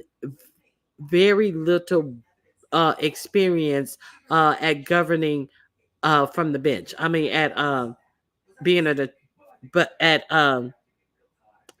being a judge and making any decision. So now she is over one of the biggest case, most consequential case. This dude had information about where other nations' nuclear weapons were stored and all of this type of stuff that he did not give back, which is some valuable information from somebody who left the presidency, who needed money, who was basically broke. So now this judge has thrown out the case entirely. And why did she throw out the case entirely? Because something in that decision that the Supreme Court gave about Trump's immunity, Clarence Thomas also wrote a passage in there saying something about how he saw that a president couldn't even be indicted by a special counsel. So in that decision, it gave this chick leeway to then say that Jack Smith, the special prosecutor, had no authority to even bring the charges against Donald Trump. Now, that's how that came about. Now, those all the charges have been dropped, even the charges against the co-defendants, the ones who said that they moved the boxes, all of those charges have been dropped against everyone. However, this judge has been overruled once when they appealed it to a higher court. They said that they did not understand how she was interpreting the law, and they overruled her twice. Once was when they had collected all the evidence from Mar-a-Lago, and then she wanted to put a special magistrate into the equation, which means that Jack Smith, the FBI, would have to send all of their paperwork through a magistrate who would then determine if they would be able to use these papers. And they had actually put someone there, and he appealed it, and they were like, what the fuck are you talking about, bitch? What the fuck is this? And it was overturned. And there was a second, I forget the second thing that she did, which was overturned upon appeal. So they say in Florida, if you have three issues that a judge upon that is overturned for the judge not exciting extra not exciting, the judge not applying the law properly, that the judge can be removed. So even though that case has been dropped, it is up for appeal. Let me see who is this, because I am not familiar with this person. Let me see. Hey, Ronnie Q. Hello. How you doing? Ronnie Q. How you doing? Good afternoon. Well, good morning. Good morning to you. I came up here because I was in your comments on one of your videos. The dude Dana J. I don't want to come off a topic, but the dude Dana J. is somebody in that sector that wanted to do an interview or talk to you about certain things that you wanted to know a little bit about him. How can I get in contact with you? Hit me up in the back chat and give me your email address, the private chat. You see it right there? Yeah, I know how to do that. Can I just put my number in the private chat for you? Okay. All right. Because she hit the link, and before I dropped down, before I got her, she dropped down. I think I know who you're talking about, because when I was doing this story, somebody hit the link and they dropped down. Her name is Randa Babe. Oh, I don't think that was her. No, her name is Randa Babe, but it's a lot she knows about. It's a lot. So I'll talk to you on the back end if you don't mind. And then she said she got some stuff to tell you what's going on. So, I'm not trying to come over here to be messy, but she asked me to try to get in contact with you because she was listening to your video the other day on her channel. Okay. All right. You enjoyed the rest of your day. She was playing my video on her channel. No, she was listening to it on her phone, but she wasn't actually like playing it. She wasn't listening. She was listening to it on her phone. She wasn't actually like playing it like broadcasting. I was just gonna say, tell her she got to send me a Cash App then. No. She was listening to it on her phone, but she was like, "Who is Ronnie Q?" And I was in the chat, and I was like, I don't know. I used to be Brooke's moderator. I was one of with Chocolate Girl and Baby Chocolate Girl and Pretty Saucy. I was with all of them at that point. I don't know if you remember me, but yeah. No, I never went to Brooke page, so I don't know much about anybody who was in her chats. Oh, okay. All righty. Well, I gave you my number, Miss Ronnie Q. You enjoy the rest of your evening, and see y'all later. You as well. Thank you for coming up. No problem. Okay, so now what did you want to add, Amalia? Oh, I was just listening to you, and I came up to talk about that the inventors, and to chime in on what I thought would happen with Clarence even though they trying to force him out, scandal. But I really believe that person, this guy's wife is going to have a lot to do with the court. Probably. Your phone is breaking up. I can only hear every other word that you're saying. So you're going to have to drop down and come back up, Amalia, because I'm trying to understand you, but I just really can't. Is every other word is breaking up. So if you drop down and come back up. Okay. Okay. Now, he is not trolling. Wiggin polled a high percentage of Black men and said they are voting for Trump. That's show in itself. I don't know. I don't know what you're trying to say. WGHEN hold a high percentage of Black men said that they are voting for Trump. It's unfortunate that there are a lot of people who are saying that they're going to vote for Trump. I think that unfortunately, some people are trying to appear nuanced, and I just don't get it. I just don't get it. I don't know if they know about this Project 2025, but I think people are trying to be these unicorn Negroes, as I call them, and say that I'm different from you. I'm more evolved than you. But in my own personal opinion, there is no elevation in a vote for this ticket and for this agenda. They are really going to take us back to some real draconian era in our history in the United States. And I think that unfortunately, if people don't wake up and understand what's at stake, that we're going to be in a world of hurt, in a world of trouble. So I put up this poll. I put up this graphic that shows the number of people who voted. And, people always want to say our vote don't matter. It doesn't matter.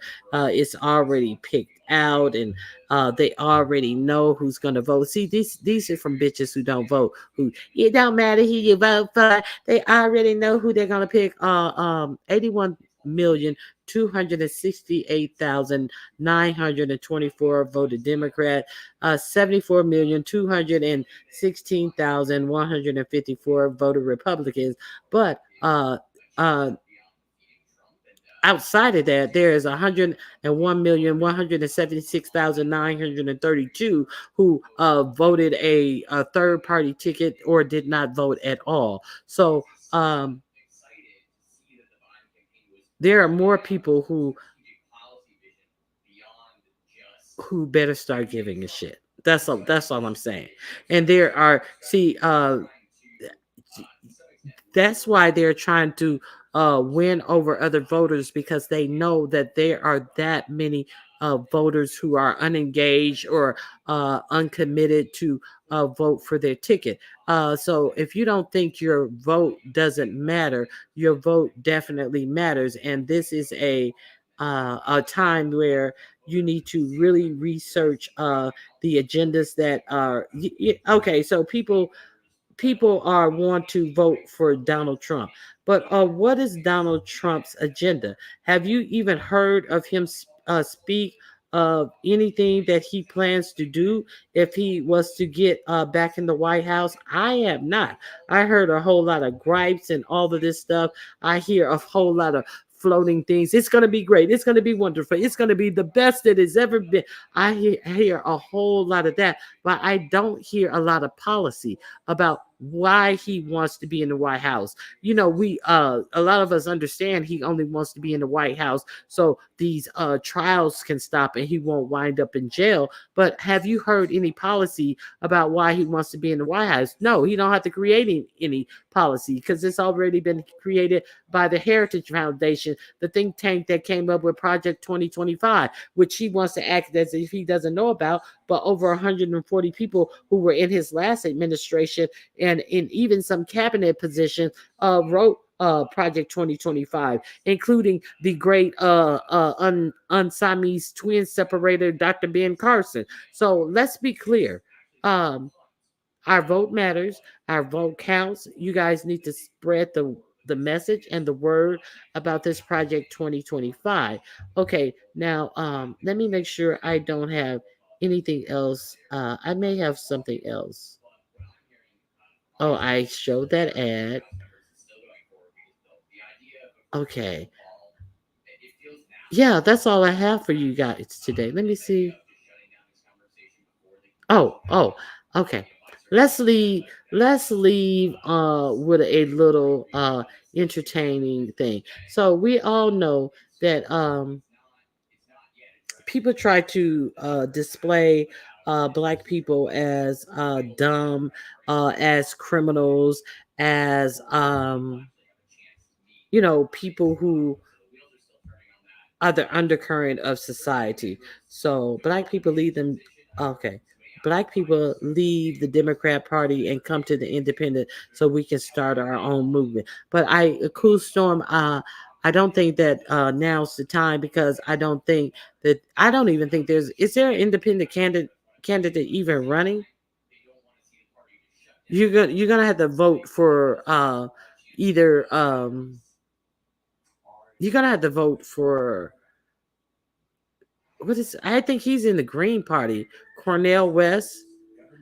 There's another dude in the race in Trump or Biden. So I understand being an independent voter, but I think you should vote your interest.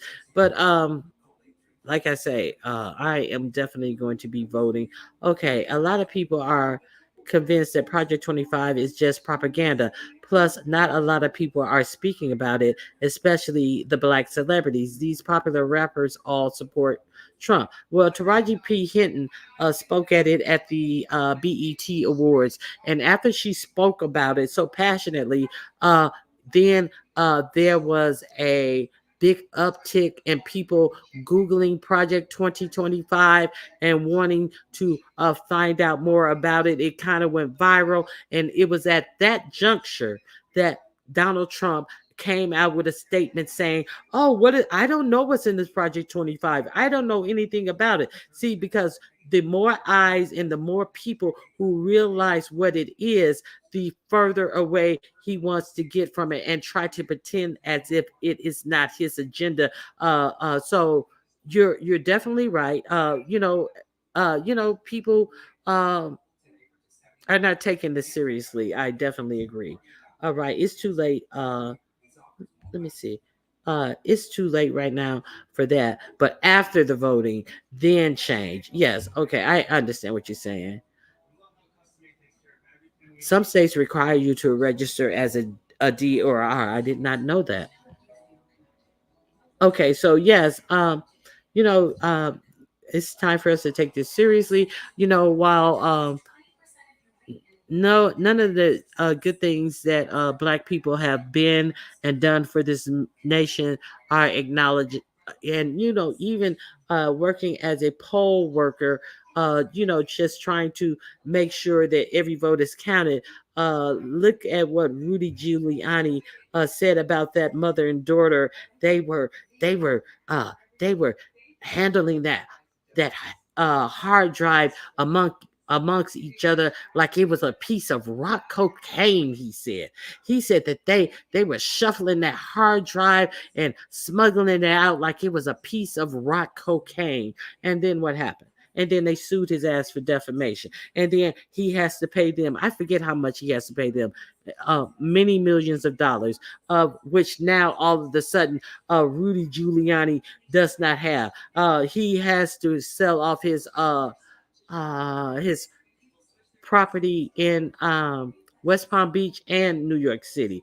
Now this is the situation Rudy Giuliani in. The people's mayor, the nation's mayor, 9/11 Rudy Giuliani, 9/11 Rudy Giuliani. Okay, Project 25 scares me. I'm not going to lie.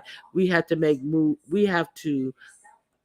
moves. Our ass will be grass. I definitely agree with you. So I'm gonna leave you I mean, I'm just gonna leave you with this. You know, the same people who want to vilify us and act as if we are absolutely nothing have come to this. Want to act as if we're criminals when they are part and parcel to a whole lot of criminal behavior. Here he is now, the none other than Rudy Giuliani, walking off the stage, falling like a farce. Nobody is saying anything about him, just walking totally off the stage, and it couldn't happen to a worse person. Worst person in the world, donkey of the day. So that's all I have for you guys. Let me see what else.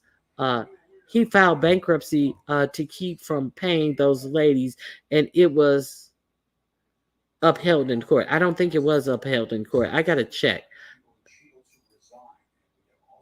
The court prohibited him from filing bankruptcy against the businesses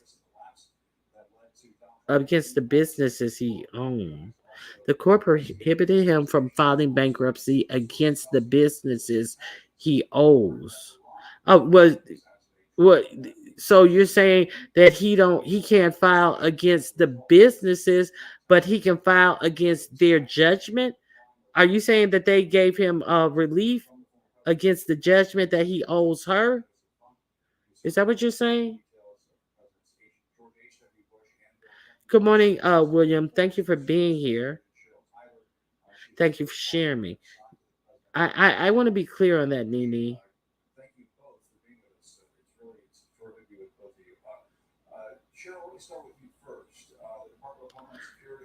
I'm waiting on Nini to respond.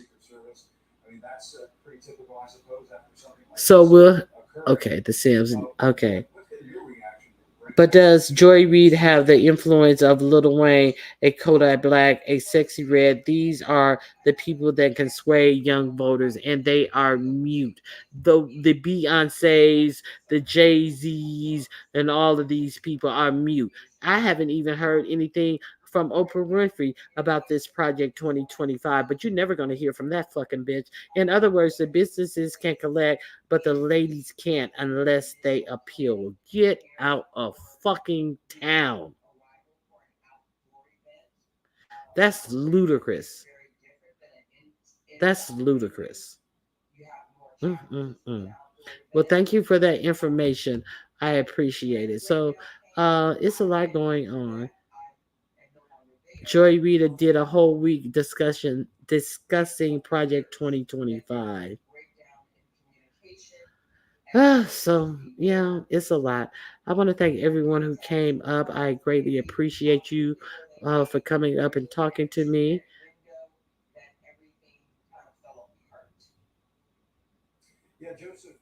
Taylor Swift has spoken out against Trump. That's a good thing. That is a good thing. So more athletes, more entertainers should definitely be well, they don't have to, but back in the day, people in high places would speak out to us to call out our politicians. Okay, we know her reach is limited to older folks, but still there are more of us voting than younger folks, but we need the younger folks to vote as well. So I think that more people definitely need to be talking about this Project 2025. Taraji P. Henson, she is, I think she kind of gets a young crowd because of the arena that she spoke out about it at the BET Awards. I think that was the opportune place because the audience, the young audience, was right there in her face. So and that really, really scared them. That really scared them because of how many Google searches there were after she made that announcement. So I think that more people need to lift their voices about this Project 2025. And I hope you guys all review it yourselves, see what is in your best interest, and vote accordingly.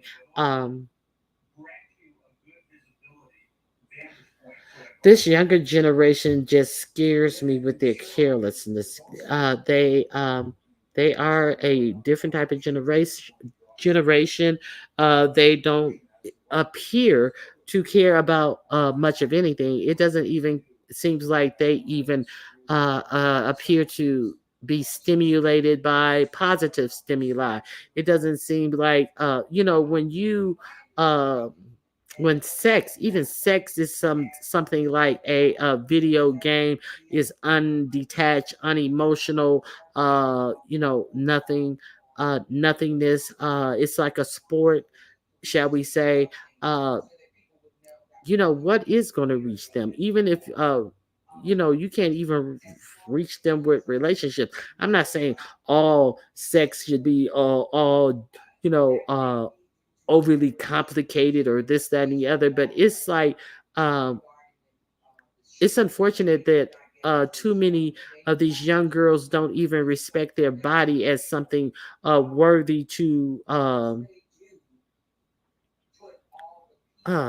how can I put it?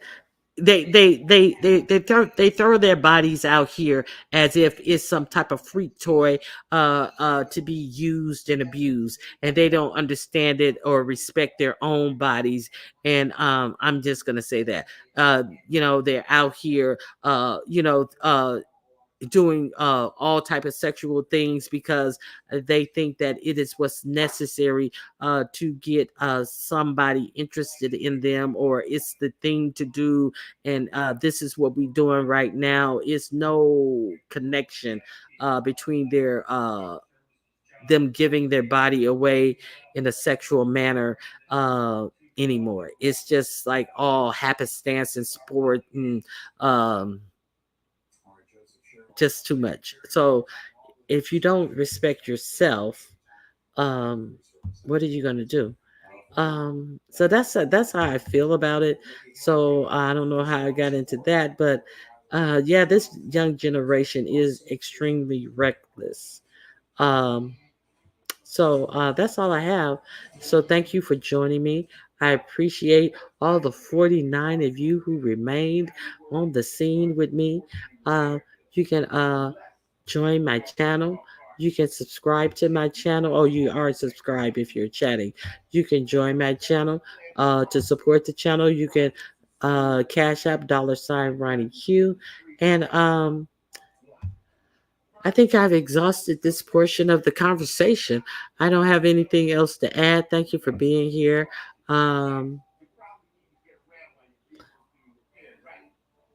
I think you mean the struggle continues. Okay, look who's popped in. Hey, UNC girl, how you doing? The struggle continues. Please hit the like button. Okay, I guess I'll see you guys around the YouTube streets. I will not be here Friday. Very Carey is going to try to go live in my stead on Friday. So I'll see you on the YouTube streets. Have a great one. God bless you, and bye-bye.